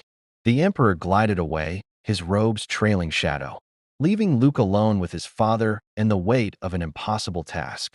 He's testing us both, Vader said once Palpatine was gone. He wants to see if you will compromise your principles for the Empire, and if I will allow you to fail. What should I do? Luke asked, hearing the desperation in his own voice. What you must, Vader replied. But remember, mercy is not weakness, nor is strength cruelty. Find the balance, and perhaps you can save her. Lose it, and you both fall. The next morning, Luke entered Leia's cell alone, having ordered the guards to wait outside. She sat on the narrow bunk, her senatorial robes replaced with a simple gray prison uniform. But her posture remained regal despite her circumstances. Come to gloat? She asked without looking at him. Come to talk, Luke replied, remaining near the door. If you'll listen, I have nothing to say to you. Her voice was ice. You made your choice. You chose the Empire, chose your father, chose power over principle. There's nothing left to discuss. Then just listen, Luke said. He moved slowly, sitting on the floor across from her bunk, a deliberate choice to place himself lower, less threatening. You were right about me at the academy. I was naive, didn't understand the complexity of what we were fighting for. But I understand now. Understand what? That oppression is justified if it brings order? Leia's eyes finally met his, burning with anger. That tyranny is acceptable if you're related to the tyrant? That everything we were told was a lie? Luke said quietly. The Jedi, the rebellion, all of it. You know what Obi-Wan told me about my father? That Vader betrayed and murdered him. Not that Vader was Anakin Skywalker, corrupted and transformed, but that my father was dead and Vader killed him. How is that different from the Emperor's propaganda? They both twisted the truth to serve their purposes. Leia was silent, and Luke pressed his advantage. The rebellion isn't fighting for freedom, Leia. It's fighting for a republic that was so corrupt, so paralyzed by bureaucracy and special interests, that it collapsed into dictatorship. The Jedi didn't fall because the Sith were strong. They fell because they were weak, complacent, convinced of their own righteousness while the galaxy burned around them. So your solution is to serve the people who murdered them? Leia's voice shook with barely controlled rage. To help Palpatine tighten his grip on the galaxy? My solution is to change it from within, Luke said. The Empire isn't going anywhere. Leia, the rebellion can fight for decades and achieve nothing except more death, more suffering. But if people like us, people who understand justice, who haven't been corrupted by power, if we work within the system, we might actually make a difference. You're deluding yourself, Leia said flatly. The Empire doesn't change. It consumes. It took you, Luke Skywalker, the hero of Yavin, and turned you into this. You think you're changing it, but it's changing you. Every day, every compromise, every rationalization pulls you deeper. Eventually, there'll be nothing left of the person you were. Her words struck too close to Luke's own fears. He could feel it happening, the way anger came easier now, the way he justified decisions that would have horrified him months ago, the way the dark side whispered that Leia's resistance was foolish, that breaking her would be a kindness that spared her worse suffering. Maybe, Luke admitted, or maybe, I'm becoming what I need to be to survive in a galaxy that doesn't reward idealism. You've seen the reality, Leia? How many rebel bases has the Empire destroyed? How many fleets? The Death Star was just one weapon. The Empire has thousands of Star Destroyers, millions of stormtroopers, resources beyond measure. You can't win. We don't have to win, Leia said fiercely. We just have to not lose. Every day, the rebellion survives is another day the Empire fails to break the galaxy's spirit. Every act of resistance, every planet that harbors dissidents, every pilot who dies fighting tyranny, they all prove that freedom matters, that some things are worth dying for. Like Han, Luke asked, and regretted it immediately when he saw pain flash across Leia's face. I'm sorry. That was cruel. Han knew the risks, Leia said quietly. He chose to stay, to fight, even though he could have run. That's what real courage looks like. Luke, not serving power and calling it pragmatism, but standing against power even when it's hopeless. They sat in silence for a long moment, the gap between them feeling wider than the cell's small space. Luke had hoped to reach her, to make her see reason, but instead he felt his own certainty crumbling. Leia's conviction was absolute, unshakable, the kind of faith he'd once had in the rebellion before the lies and betrayals. The Emperor wants information, Luke said finally. Rebel base locations, fleet movements, command structure. I'm supposed to extract it from you. Through torture? Leia's chin lifted defiantly. Do it. I won't break. No torture, Luke said. Just this. Conversation. The Emperor thinks our history will make you vulnerable, that I can manipulate you through friendship. He's given me 3 days. And after 3 days, then others take over. People without sentiment or mercy. Leia studied him carefully. You're warning me. Why? Because somewhere under all this, Luke gestured at his black Imperial uniform. I'm still the farm boy who helped rescue you from the Death Star. I don't want to see you hurt. But I also can't defy the Emperor openly, not yet. So I'm giving you 3 days to decide. Work with me. Give me something I can use to convince Palpatine you're cooperating. And maybe I can protect you. Or refuse, and face whatever comes next. That's not a choice, Leia said. That's extortion. That's survival, Luke countered. The only question is whether you're pragmatic enough to take it. He stood, moving toward the door. Before leaving, he turned back. I know you think I've betrayed everything we fought for. Maybe I have, but I'm trying. Leia, I'm trying to find a way through this that doesn't end with everyone. I care about dead. If you can't understand that, at least try to survive long enough to hate me properly. The door sealed behind him with a pneumatic hiss, leaving Leia alone with her thoughts and Luke alone with his doubts. Over the next 3 days, Luke visited Leia regularly. Each conversation a careful dance of manipulation and honesty. He told her about his training with Vader, about learning the truth of his father's past, about the impossible choices facing anyone who wanted to change the galaxy. She listened, sometimes arguing, sometimes silent, but never yielding. On the second day, she asked about Anakin Skywalker, what he'd been like before Mustafar, what had driven him to darkness. Luke shared what his father had told him, the fear of loss, the desperation to save Padme, the belief that the Jedi's restrictions would cost him everything he loved. Leia listened with an expression Luke couldn't read. So he destroyed the galaxy trying to save one person, she said finally. And now you're following the same path. I'm trying to save more than one person, Luke protested. But you'll sacrifice millions to do it, Leia replied. Just like he did. The road to the dark side isn't paved with evil intentions. Luke, it's paved with rationalizations exactly like yours. On the third day, Luke entered her cell to find her standing by the small viewport, looking out at Coruscant's endless cityscape. She didn't turn when he entered. Time's up, Luke said. The Emperor expects results. I need something to give him, Leia? Anything. I have something, she said quietly. Hope flared in Luke's chest. What? Leia turned to face him, and her expression was resolute. Tell Palpatine that the rebellion will never surrender. Tell him that every Jedi he murdered, every world he enslaved, every freedom he crushed has created 10,000 enemies who will fight until their last breath. Tell him that hope is stronger than fear, and no matter how many Star Destroyers he builds, he'll never kill what we represent. That's not information, Luke said desperately. That's just defiance. It won't satisfy him. Then I guess I'm not satisfying him, Leia replied. Do what you have to do, Luke. I know who I am. Can you say the same? The question haunted Luke as he made his report to Palpatine. The Emperor listened with apparent amusement, his yellow eyes gleaming with malevolent satisfaction. As I suspected, Palpatine said, the princess is more useful as a symbol than an informant. Very well. She will be publicly tried for treason against the Empire, found guilty, and executed. Her death will demonstrate the cost of resistance. No, Luke said, the word escaping before he could stop it. You promised me 3 days to get results. I need more time. You had your time, Palpatine said coldly. You failed. The princess dies, and you will witness her execution to demonstrate your loyalty. Then my loyalty dies with her, Luke said, his voice hard. I brought her here. I delivered her to you. But if you execute her for refusing to betray her principles, then you prove the rebellion right about everything. The throne room went deathly silent. Luke had challenged the Emperor directly, a transgression that usually resulted in swift and brutal punishment. Through the Force, he felt Vader's alarm, felt the royal guards tensing to strike. But Palpatine merely smiled. Interesting. You would defy me over one rebel. I would defy you over a principle, Luke corrected.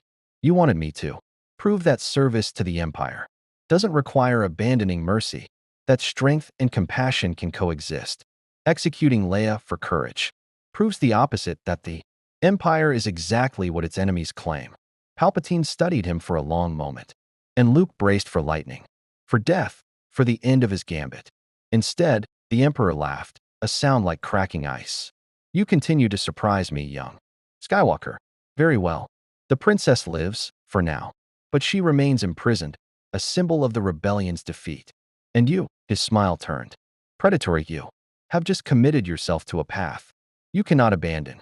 If the princess escapes or is rescued, her blood will be on your hands. If she dies, you will have failed to protect what you claim to value. You have bound your fate to hers. I wonder if you realize how completely you have trapped yourself. Luke did realize it. Palpatine had turned his compassion into a chain, his mercy into a vulnerability. By saving Leia's life, Luke had ensured that her continued suffering would be his responsibility, a weight he'd carry every day she remained imprisoned. But she was alive. That had to count for something. As Luke left the throne room, Vader followed him into the corridor. That was dangerous, his father said. I know, Luke replied. But necessary, Vader continued.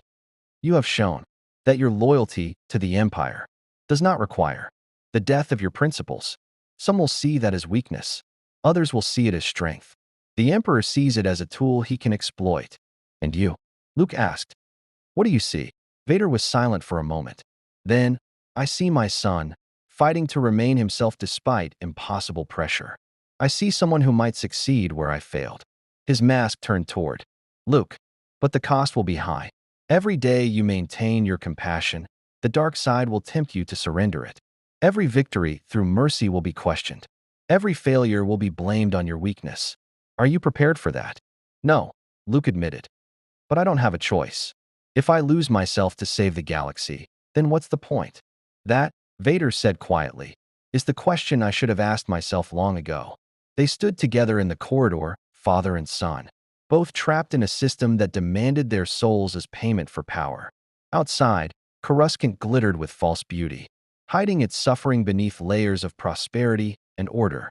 And somewhere in the detention block, Leia Organa sat in her cell, alive because Luke Skywalker had risked everything to save her.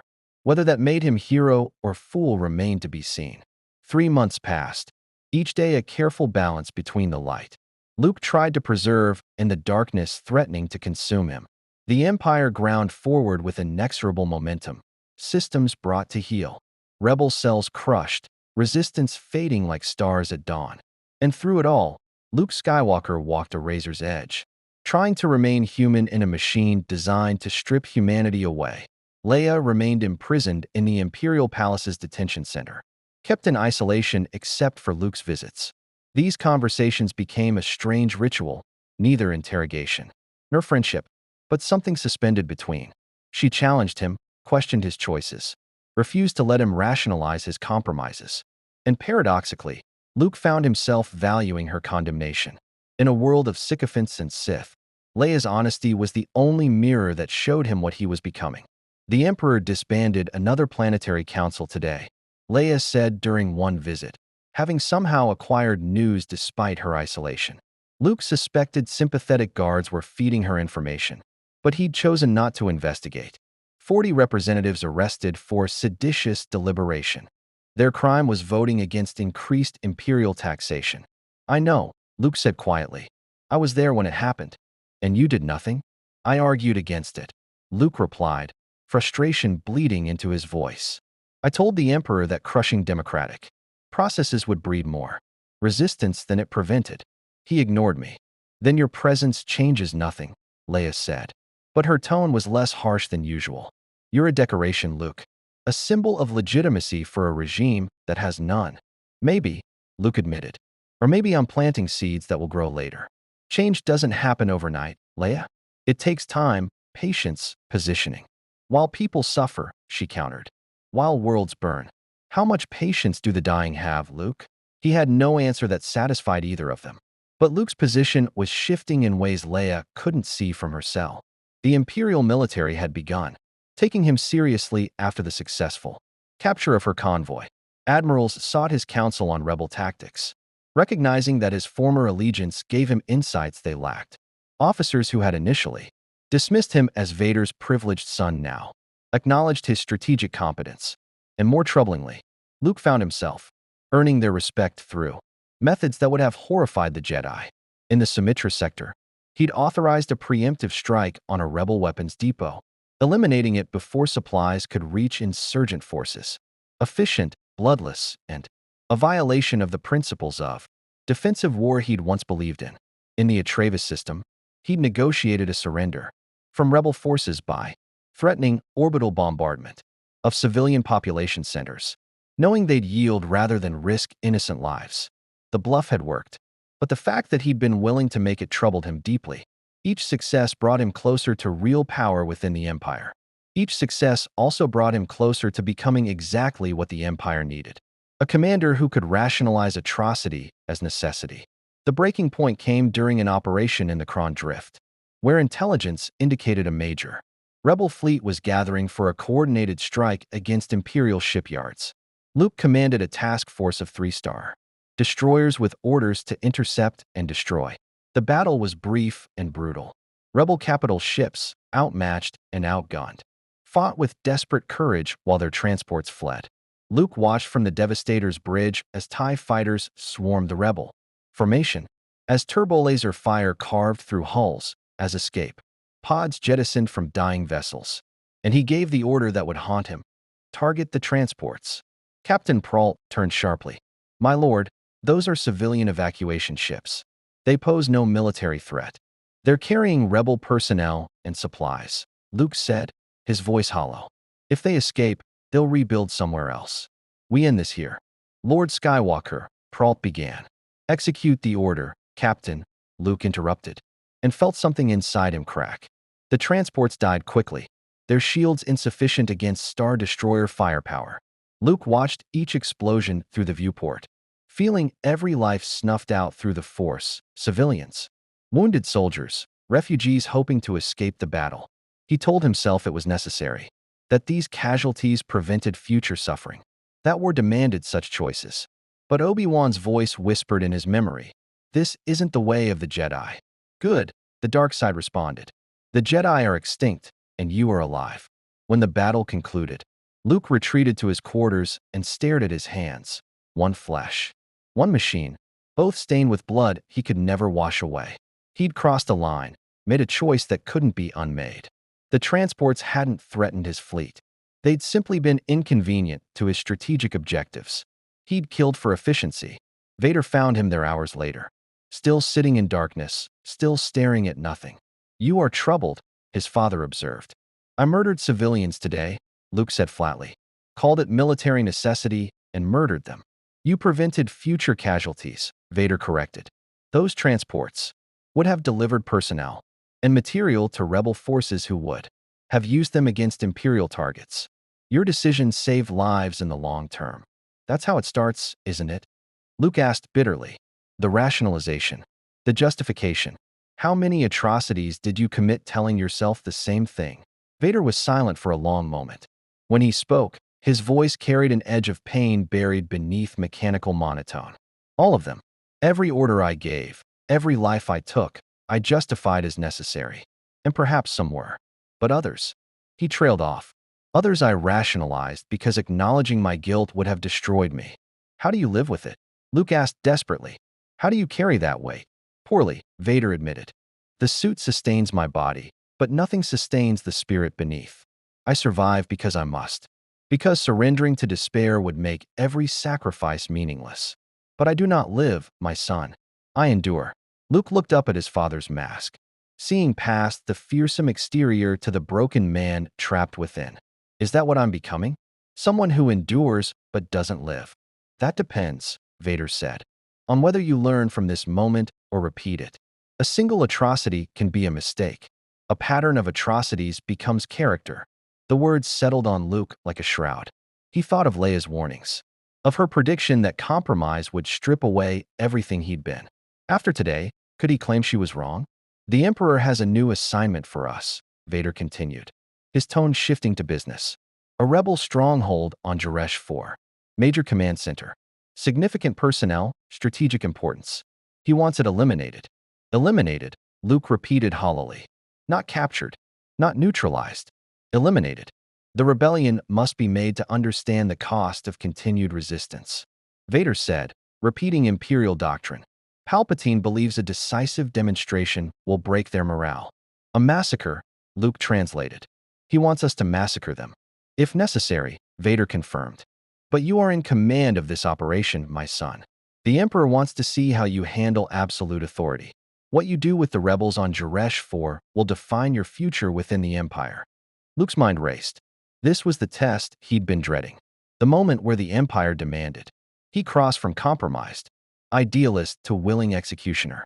If he refused, Palpatine would question his loyalty and potentially eliminate him as unreliable. If he complied, he'd become the monster he'd been fighting to avoid. When do we leave? Luke asked. 48 hours, Vader replied. Prepare yourself. This will be more difficult than the Kron drift. After his father left, Luke sat alone with his thoughts until an idea formed.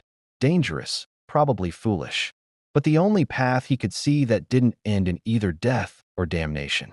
He would go to Jaresh 4. He would command the operation, but he would also give the rebels a chance to evacuate, to escape before overwhelming Imperial force arrived. And if that meant defying the Emperor's intent while technically fulfilling his orders, then so be it. It was a gamble that could cost everything. But Luke had run out of safe choices.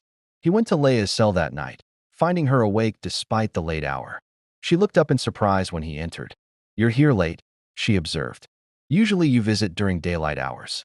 Easier to pretend these conversations are official business. I need your help, Luke said without preamble. Leia's eyebrows rose. That's new. What makes you think I'd help you with anything? Because this helps the rebellion too, Luke replied. He glanced at the security camera in the corner. He'd already disabled it, using his security clearance and knowledge of Imperial systems. There's a rebel base on Jaresh 4.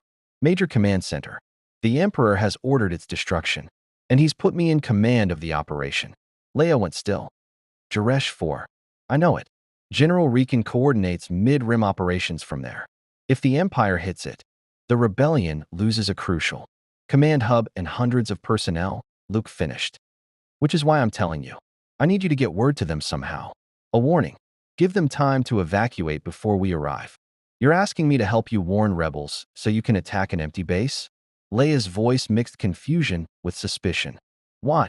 Because I can't refuse the Emperor's order without exposing myself as unreliable, Luke said. But I also can't slaughter hundreds of people to prove my loyalty. This way, the Empire gets its objective, the base destroyed, but the rebels escape. Everyone lives. Except your credibility with Palpatine, Leia said shrewdly. He'll know you warned them. He'll see it as betrayal. Not if it's done carefully, Luke countered. Intelligence leaks happen. The rebellion has spies throughout the Empire. If the warning comes from one of your networks, through channels that don't trace back to me, then it's plausibly deniable. Leia studied him for a long moment. You're taking an enormous risk. If Palpatine even suspects you're playing both sides, then I die, and you probably die with me, Luke acknowledged. But if I do nothing, hundreds of rebels die, and I become exactly what you've accused me of being. I can't let that happen. Not yet. Maybe not ever. Not yet, Leia repeated softly. You still think you can walk this line indefinitely? That you can serve the Empire while subverting it from within? Luke, that's not sustainable. Eventually, you'll have to choose. Then let that day be later rather than sooner, Luke said. Will you help me or not? Leia stood, pacing the small cell. Luke could feel her internal conflict through the Force, the desire to help her people warring with, distrust of his motives, the hope that he might still be salvageable fighting against the evidence of his choices. I have a contact, she said finally. A guard who sympathizes with the rebellion. He can get a message out through secure channels. But Luke, if this is a trap, if you're using me to identify rebel intelligence networks. It's not a trap, Luke interrupted. I swear it. On my mother's memory, on everything I used to believe in, this is real. Leia searched his face, and whatever she saw there must have convinced her. Give me the details. Timeline, Imperial force composition, your planned approach vector. I'll get it to the right people.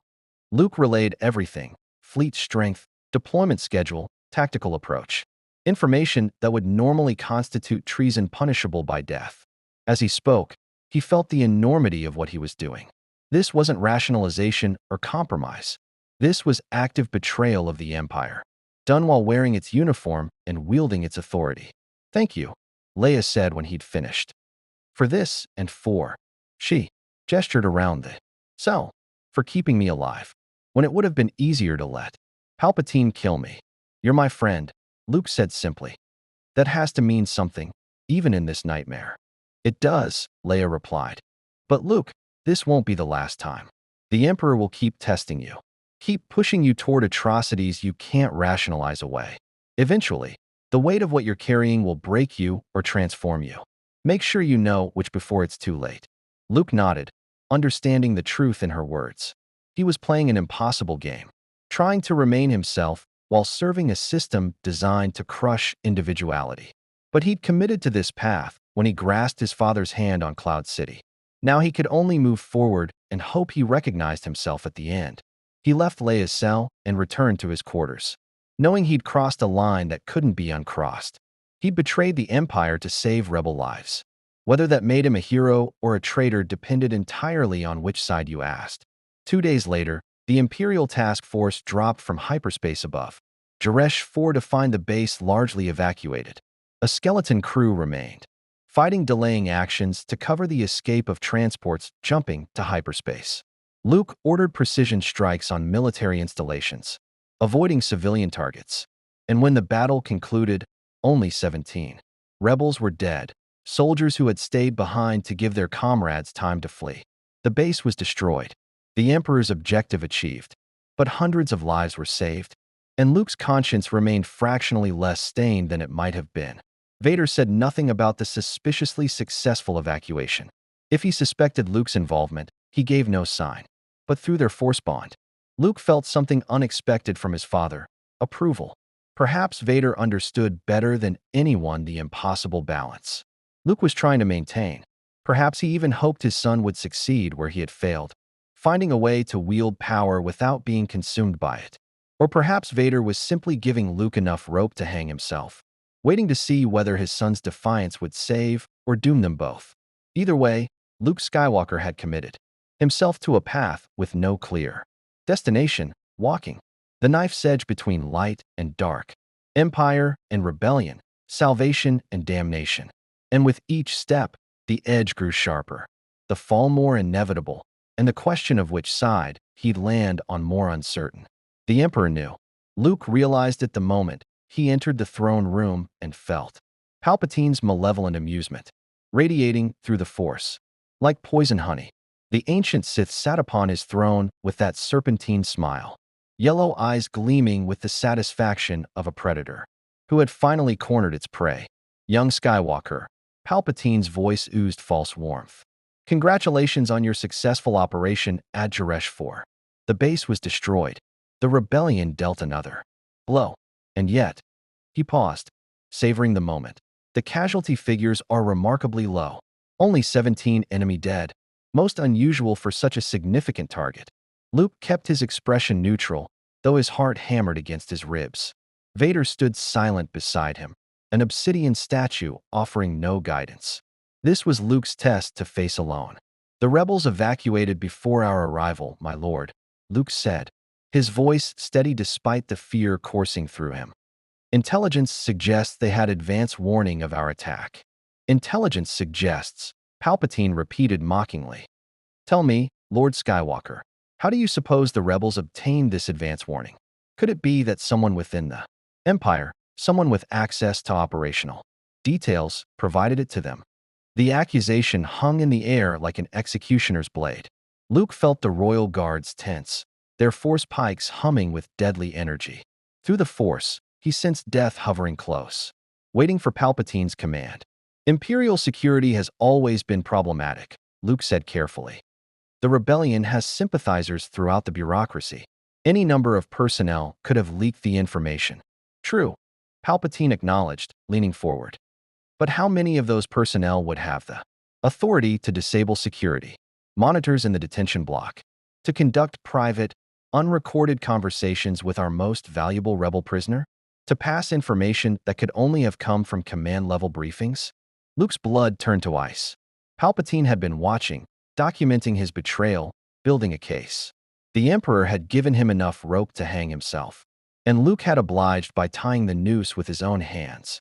I disabled those monitors, Luke admitted, seeing no point in denial. I wanted to question the princess without supervision, to see if I could extract information through rapport rather than intimidation. And did you? Palpatine asked with mock interest. Extract information, I mean. Some, Luke lied. She revealed details about rebel supply networks, sympathizer cells in the mid-rim. Nothing critical, but useful. Fascinating, Palpatine purred. Then you won't mind if I have the princess interrogated by my inquisitors to verify this information? Perhaps under proper duress, she'll provide even more valuable intelligence. It was a trap. If Luke agreed, Leia would be tortured and would reveal that she'd given him nothing, exposing his lie and confirming his betrayal. If he refused, he'd reveal his true loyalties. Either way, Palpatine would have his excuse to eliminate Luke as unreliable. Luke's hand moved toward where his lightsaber hung at his belt. Through the Force, he felt the dark side coiling around him, whispering that violence was the only solution, that he could kill Palpatine here and now, could end this nightmare before it consumed him entirely. But the royal guards would cut him down before he took 3 steps. And even if he somehow succeeded in killing the Emperor, Vader would be forced to stop him. The conditioning ran too deep. Luke would die having accomplished nothing except proving Leia right, that he couldn't walk this line indefinitely, that eventually the choice would come down to open rebellion or complete surrender. Before you answer, Palpatine continued, clearly enjoying Luke's torment. Let me tell you what I see when I look at you, young Skywalker. I see someone desperately clinging to the illusion of goodness while serving evil. I see someone who believes he can subvert the Empire from within, as if 3 months of minor defiance could undo decades of my work. I see, in short, a child playing at rebellion while wearing an Imperial uniform. The contempt in Palpatine's voice was absolute. Luke had thought he was being clever, thought he could balance opposing loyalties, thought he could change the Empire through patient compromise. But Palpatine had been 3 steps ahead all along, allowing Luke's petty rebellions while documenting every betrayal for this moment. You're wrong, Luke said, and was surprised by the steadiness in his own voice. I'm not playing at anything. I chose to serve the Empire because I believed it could be reformed. That power wielded with compassion could be more effective than power wielded through fear. Maybe I was naive. Maybe you're right that I can't change this system. But at least I tried. At least I didn't surrender my principles entirely. Principles? Palpatine spat the word like poison. Let me tell you about principles, boy. Principles are what the weak use to justify their impotence. The Jedi had principles. Attachment is forbidden.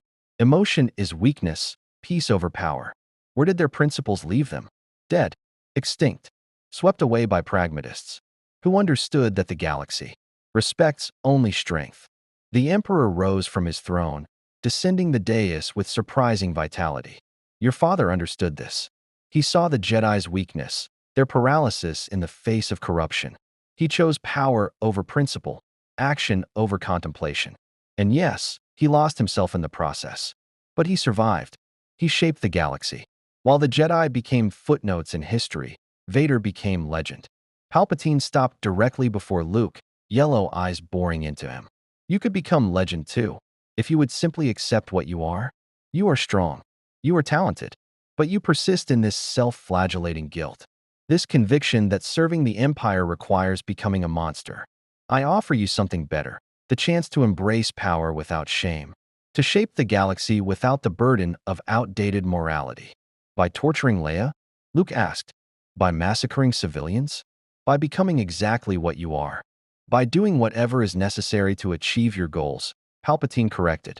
You claim you want to reform the Empire, to make it more just, noble, but reform requires power, and you refuse to seize it because you fear becoming corrupted. That fear is your weakness, Luke Skywalker. That fear will destroy you. The words resonated with terrible logic. Luke had spent months trying to influence Imperial policy from within, but his impact had been minimal because he lacked real authority. And he lacked authority because he refused to do what was necessary to claim it, to fully embrace the dark side, to commit atrocities without hesitation, to become the ruthless commander the Empire rewarded. But if he did that, what would be left of the person he'd been? What was the point of reforming the Empire if he had to become a monster to do it? I sense your conflict, Palpatine said, his voice softening to something almost paternal. You stand at a crossroads, young Skywalker. One path leads to continued defiance, clinging to your principles while accomplishing nothing. That path ends with your death and the princess's torture. I will extract from her what you failed to provide. The other path leads to true power. Embrace the dark side completely. Stop fighting what you're becoming. Serve me loyally. And together we will forge an empire that endures for millennia. And Leia? Luke asked quietly. Lives, Palpatine said. As your prisoner, your responsibility, your burden to bear. A reminder of the price of mercy in a galaxy that forgives nothing, but alive as you wished. It was a devil's bargain. Surrender his soul to save one life. Become exactly what he'd been fighting against in exchange for Leia's survival. Luke looked to his father, desperate for guidance, but Vader remained motionless. This choice had to be Luke's alone. Through the Force, Luke felt the branching futures before him. Refusal meant death, his own and Leia's. Palpatine would not make this offer twice. Acceptance meant power, survival, and slow corruption into something unrecognizable. Both paths led to darkness, but one allowed him to keep fighting, to keep hoping that someday he might find a way to change things. I have conditions, Luke said finally. Palpatine's smile widened. Name them. Leia remains in my custody, under my protection. No interrogations, no torture, no using her against me. Agreed. Palpatine said too easily. I want real authority, not symbolic appointments, but actual command over Imperial forces. The ability to make strategic decisions. Within reason, Palpatine qualified. You will have a fleet, significant resources, autonomy in how you prosecute the war against the rebellion. But you will still answer to me.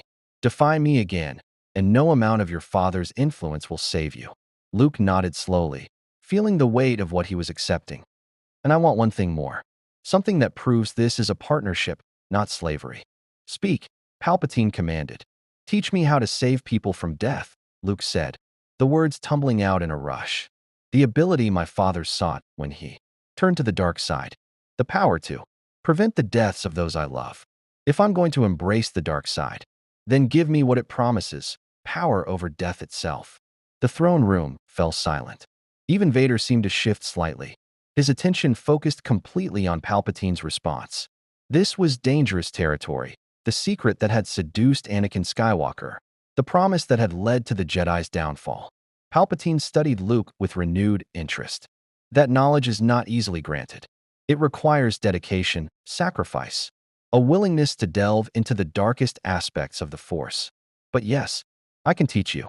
In time, you may learn to hold back death itself, to deny the natural order through sheer force of will. Then I accept, Luke said, and felt something inside him break. He'd held out for months, clinging to the belief that he could serve the Empire without surrendering to it.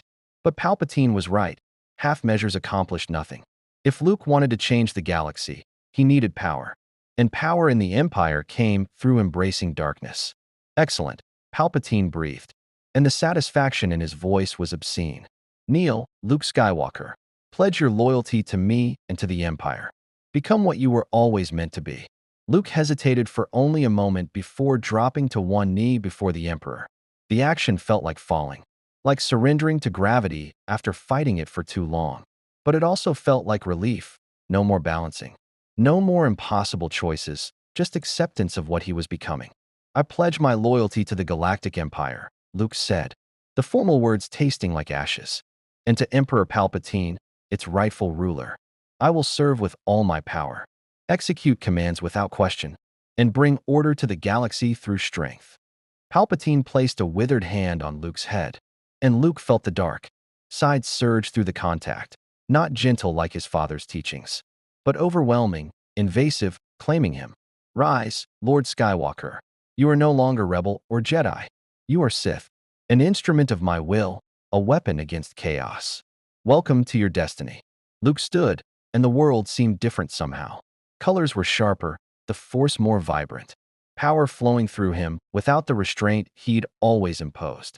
This was what full surrender to the dark side felt like, intoxicating, terrifying, seductive beyond measure.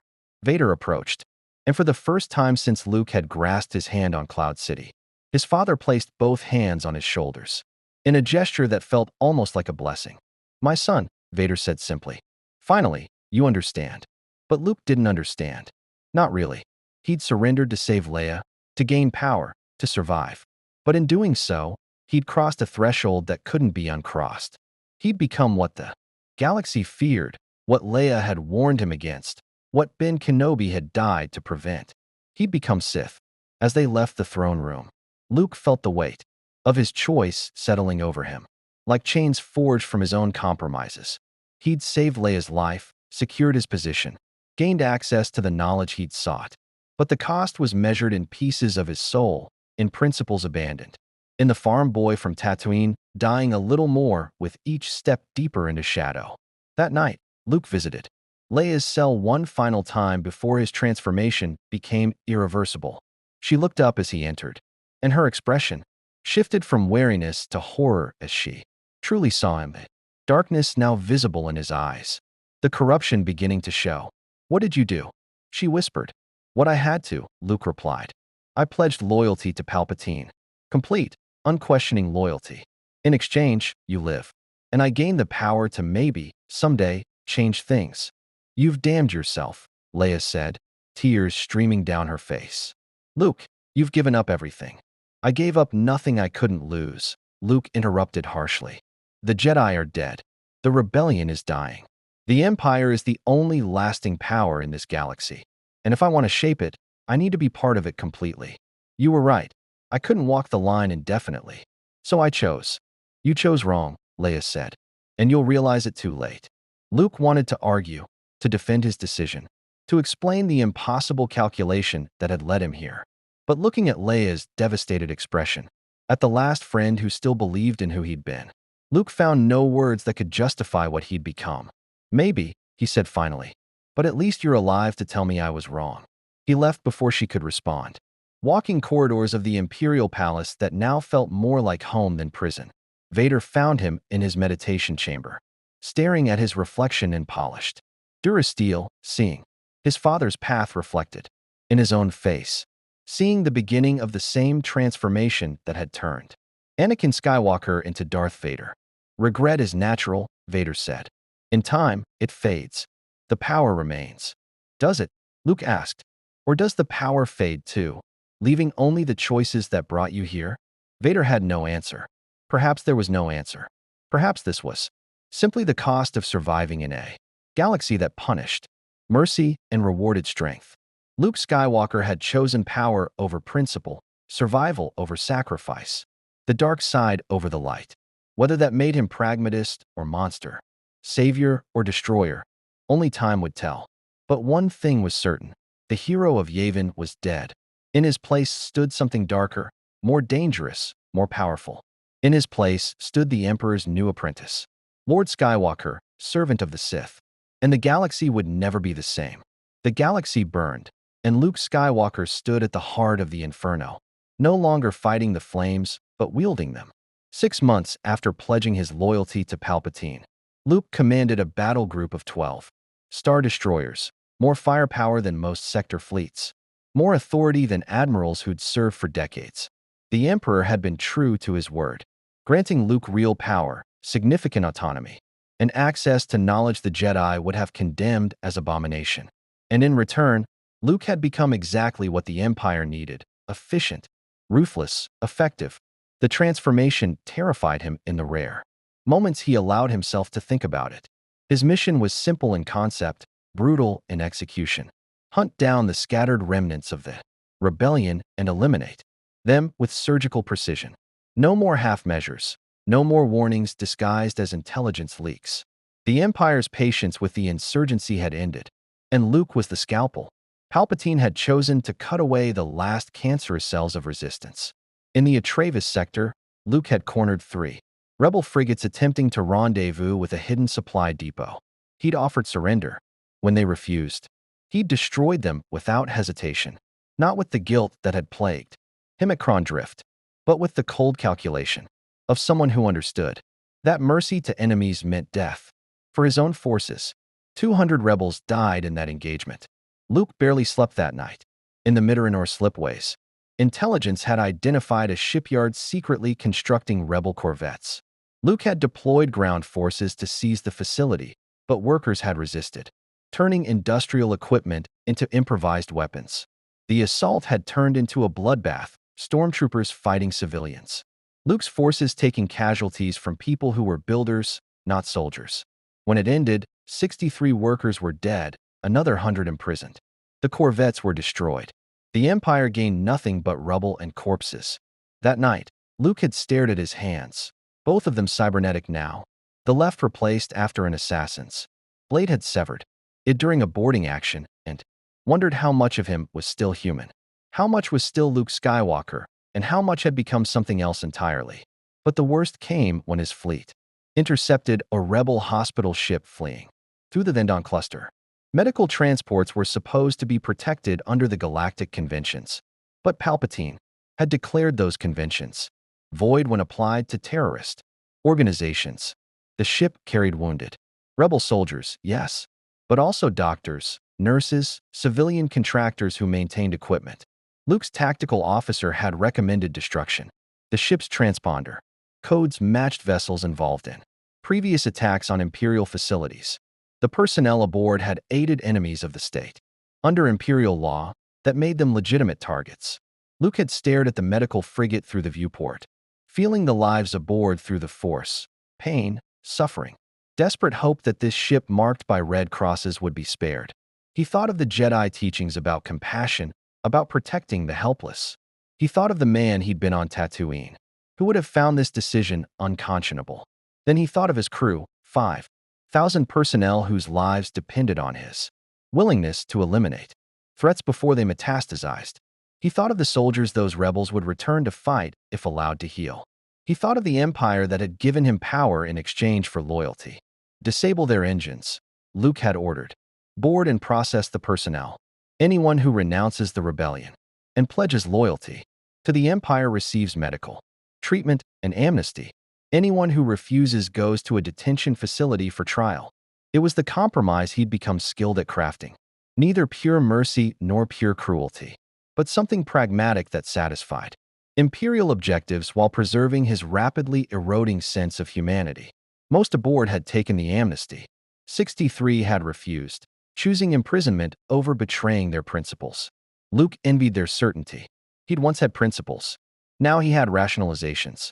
Through it all, Vader remained his constant shadow, sometimes advisor, sometimes judge, always watching to see if Luke would break or transform completely.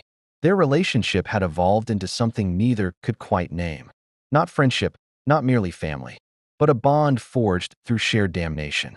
Both had chosen power over principle. Both carried the weight of atrocities committed in service to a greater good they could no longer clearly articulate. "You are becoming what I hoped you would be," Vader said one evening aboard Luke's flagship, the Adjudicator.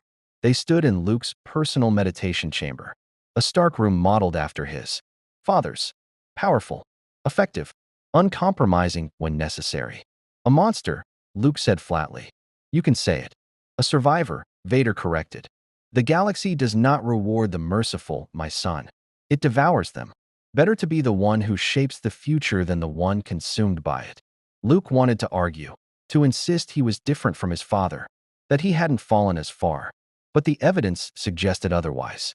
He'd killed hundreds in service to the Empire. He'd compromised every principle he'd once held sacred.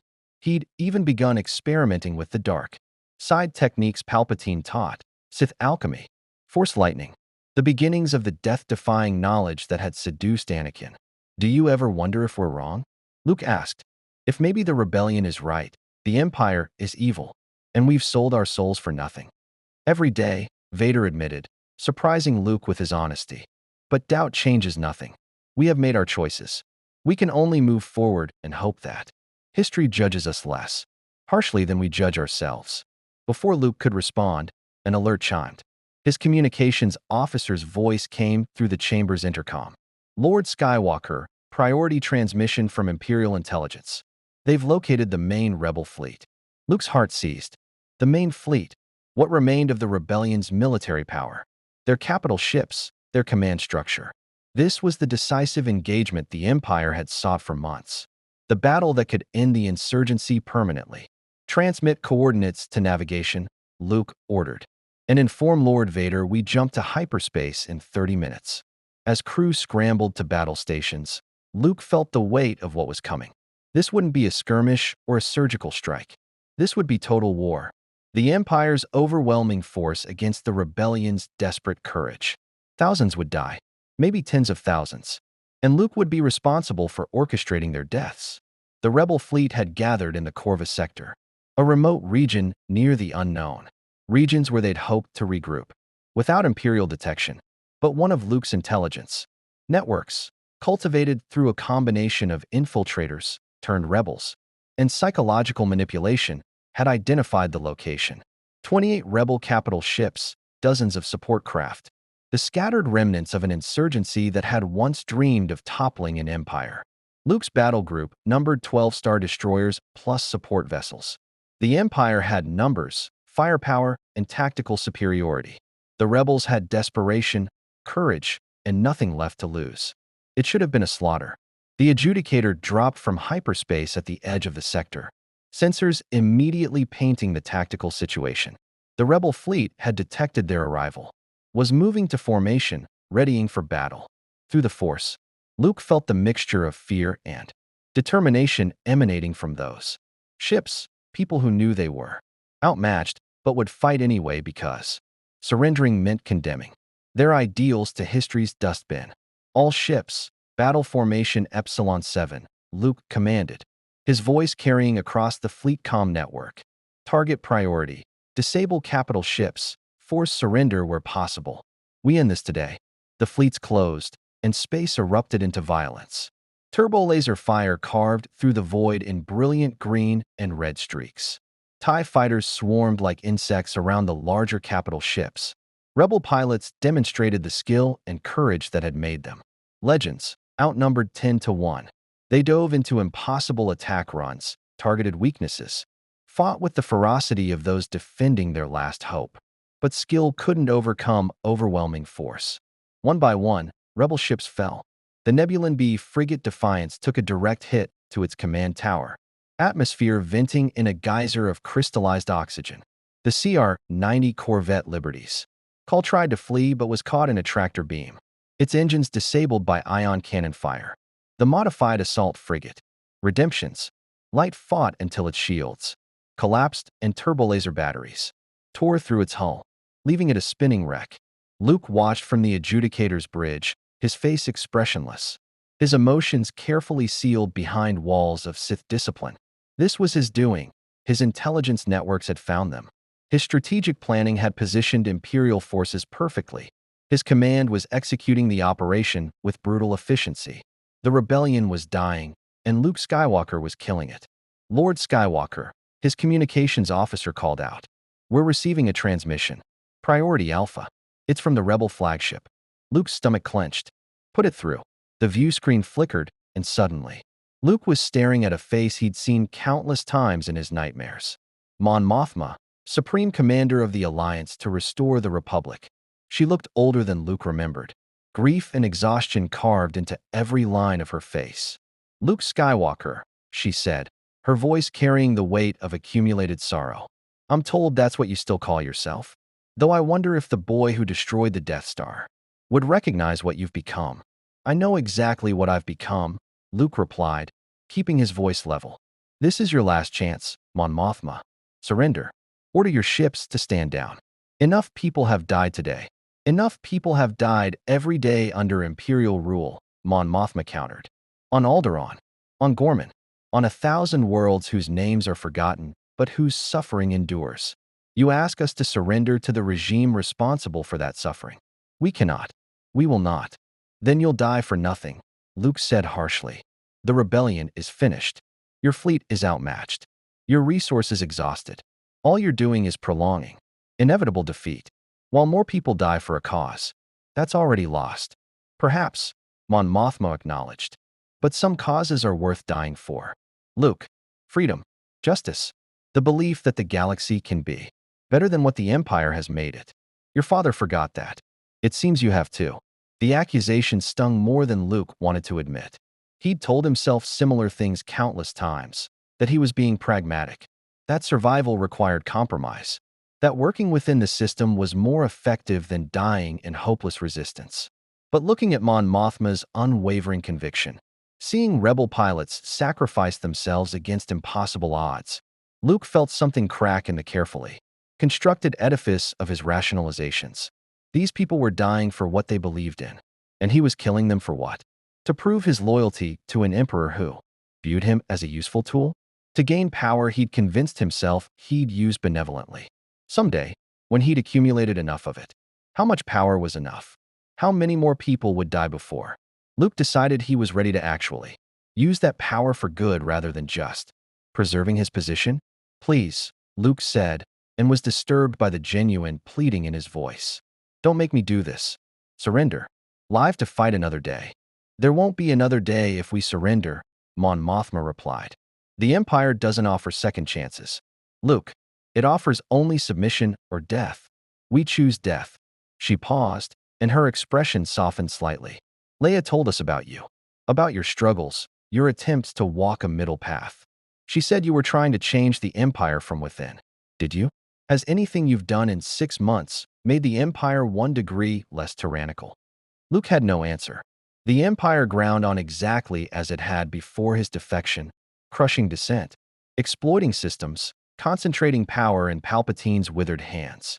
Luke had gained authority, yes, but he'd used it to hunt rebels more effectively. He'd changed nothing except the color of his uniform and the weight of his conscience. I thought not, Mon Mothma said sadly. Goodbye, Luke Skywalker. When this is over, when the Empire finally falls, and it will fall, someday, history will remember which side you chose. I hope you can live with that memory. The transmission ended, leaving Luke staring at empty space where Mon Mothma's image had been. Around him, the battle continued, rebel ships dying, Imperial forces pressing their advantage. The systematic destruction of the last organized resistance to Palpatine's rule. Luke could end it. One order, and the adjudicator's full weapons array would concentrate on the rebel flagship, obliterating Mon Mothma and decapitating the rebellion's command structure. It would be efficient, pragmatic, exactly what the Empire needed. His hand hovered over the command console. Through the Force, Luke felt Vader's attention on him, not commanding or advising, just waiting to see what his son would choose. This moment defined everything. Either Luke completed the mission, proved his loyalty beyond question, secured his position within the Empire, or he what? Betrayed Palpatine openly, allowed the rebellion to escape, and signed his own death warrant? There was no third option, no compromise that saved everyone, no clever solution that let him remain himself while serving tyranny. This was the moment Leia had warned him about, the moment where the line became uncrossable, where compromise transformed into complicity, where Luke Skywalker ceased to exist and only Lord Skywalker remained. All ships, Luke said into the fleet calm, his voice steady despite his racing heart. Cease fire. Silence descended across the bridge. Officers turned toward him in shock. Even Vader shifted, his attention focused completely on Luke. My lord, his tactical officer asked carefully, did you say cease fire? You heard me, Luke confirmed. All Imperial vessels, cease fire and withdraw to maximum weapons range. Maintain defensive formation, but do not engage unless fired upon. Lord Skywalker, his flag captain said. The Emperor's orders were explicit. We are to destroy the rebel fleet, not. I know what the Emperor's orders were, Luke interrupted, and I'm countermanding them. Ceasefire. Now. The order rippled across the fleet. Confusion and uncertainty evident in the sudden cessation of weapons fire. The rebels, equally confused, held their formation but didn't flee, perhaps suspecting a trap, or perhaps too damaged to run. Luke stood, moving to the view screen where the rebel fleet hung in space like wounded birds. Through the Force, he felt their collective surprise, their desperate hope that maybe this wasn't the end. Transmit a message to the rebel flagship, Luke ordered. Tell them they have 1 hour to conduct emergency repairs and treat their wounded. After that, they may jump to hyperspace. Any ship that remains after that deadline will be destroyed. Any ship that fires on Imperial forces will be destroyed. But any ship that leaves peacefully will not be pursued. The bridge erupted in shocked protests. Officers shouted questions, demanded explanations, questioned Luke's sanity and loyalty. But Luke ignored them all, his attention fixed on the rebel fleet and the impossible choice he'd just made. Vader approached, his presence radiating disapproval. My son, he said quietly, you realize what you have done? I've stopped a massacre, Luke replied, and signed my own execution order. Yes, I realize. The Emperor will not forgive this, Vader continued. There will be no compromise, no negotiation. You have defied him openly, in front of Imperial forces, for the entire fleet to witness. He will see this as treason. It is treason, Luke acknowledged. But it's the first honest thing I've done in 6 months. The first choice that doesn't require rationalizing, justifying, pretending that evil in service to imaginary future good is somehow noble. Through their Force bond, Luke felt his father's turmoil, pride in Luke's courage warring, with fear for his survival, approval of his principles conflicting, with pragmatic recognition that this decision was suicide. What will you do? Vader asked. I don't know, Luke admitted, but I'm done serving the Empire. I'm done killing for a regime I can't change. I'm done compromising until there's nothing left to compromise. Whatever comes next, execution, exile, something worse, at least I'll face it as myself. The hour passed in tense silence. The rebel fleet conducted emergency repairs, their crews moving with desperate efficiency while Imperial forces maintained their defensive positions. Luke's officers watched him with a mixture of confusion, fear, and something that might have been respect. He'd thrown away his career, probably his life, but he'd done it to save people who'd moments ago been his enemies. Perhaps some of them understood why. When the deadline expired, the rebel ships began jumping to hyperspace one by one, their hyperdrives lighting up like candles being kindled in darkness. Luke watched each one disappear, feeling the lives he'd saved. Through the Force, hundreds of people who would live to fight another day, to tell the story of the Imperial commander, who'd shown mercy when it cost him everything. The last to jump was Mon Mothma's flagship. Before it did, one final transmission arrived, just 2 words on Luke's private comm channel. Thank you. Then they were gone, and Luke stood alone on the bridge of his flagship, surrounded by shocked officers and silent crew, knowing that everything he'd built over 6 months was about to come crashing down. Receiving transmission from Coruscant, the communications officer said nervously, It's the Emperor. He demands to speak with you immediately. Luke almost laughed. Of course Palpatine knew already. The Emperor's intelligence network probably included half the officers on this bridge. He'd been watching, waiting to see if Luke would break, if the farm boy's conscience would override his survival instincts. And Luke had obliged him spectacularly. Put him through, Luke said calmly. But first, get me a secure connection to the detention block. I have one last message to send before I face whatever comes next. As crew scrambled to comply, Vader stepped closer. Whatever you plan, my son, remember that I know, Luke interrupted gently. And thank you for trying to teach me, for giving me the choice even when you knew what I'd choose, for being my father, even when it meant watching me fail. You have not failed, Vader said with surprising conviction. You chose compassion over power, principle over survival. Perhaps that makes you wiser than I ever was. The connection to Leia's cell opened, her face appearing on Luke's personal comm screen. She looked shocked to see him, probably having heard reports of the battle. Luke? What? Listen carefully, Luke interrupted. I just let the rebel fleet escape. Palpatine knows. I have minutes before he arrests or kills me. I need you to survive whatever comes next. Find a way to escape, rejoin the rebellion. Tell them that the Empire isn't invincible, that even people who fall can choose to rise. Tears streamed down Leia's face. You idiot. You brave, stupid idiot. Why did you? Because you were right, Luke said simply. About everything. I couldn't change the Empire from within because the Empire doesn't change, it only corrupts. But maybe I can inspire someone else to do what I couldn't. Someone who won't make my mistakes. I'll get you out, Leia promised fiercely. Somehow, I swear. Don't, Luke said firmly. Use your resources to rebuild the rebellion. Tell Mon Mothma that not everyone in the Empire is lost. That some of us still remember what's worth fighting for. That's more important than saving one failed Jedi. The Emperor's transmission came through, Palpatine's face appearing on the main view screen with an expression of terrible satisfaction. Lord Skywalker, or should I still call you that? Now that you've so spectacularly betrayed the Empire. Call me whatever you like, Luke replied. I'm done playing your games.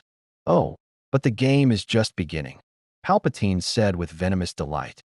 You think your little gesture of mercy changes anything? The rebellion is still dying. The Empire still controls the galaxy. All you've accomplished is throwing away everything you worked for, proving that you were never truly committed to our cause. You're right, Luke agreed. I was never truly committed to tyranny. I tried. I compromised. I convinced myself that serving evil could somehow lead to good. But I was wrong. The only way to fight evil is to refuse to serve it, no matter the cost. Palpatine's expression darkened. Then you will pay that cost in full. Lord Vader, you will arrest your son and return him to Coruscant for execution. Do this, and I may yet forgive your failure to properly train him. Refuse, and you die beside him. The ultimatum hung in the air. Vader would have to choose, his emperor or his son, decades of loyalty or the possibility of redemption. Luke turned to face his father, seeing his own reflection in that black mask, understanding the impossible choice he'd just forced on the man who tried to save him. I'm sorry, Luke said softly. I'm sorry I couldn't be what you needed me to be. Vader stood motionless for a long moment, the bridge holding its breath. Then, slowly, deliberately, he moved to stand beside Luke, facing Palpatine together. No, Vader said, his voice carrying absolute finality. You will not harm my son. Palpatine's face twisted with rage. Then you both die? Your fleet will turn against you. Your officers will execute you as traitors. And the galaxy will forget you were ever anything but failures. Perhaps, Vader acknowledged. But we will fail as father and son, not as master and servant. That is worth any price. The transmission cut off, leaving the bridge in shocked silence. Luke felt tears streaming down his face, not from fear, but from the overwhelming realization that his father had chosen him, that Anakin Skywalker had finally broken free from Palpatine's control, that redemption was possible even for those who'd fallen furthest into darkness.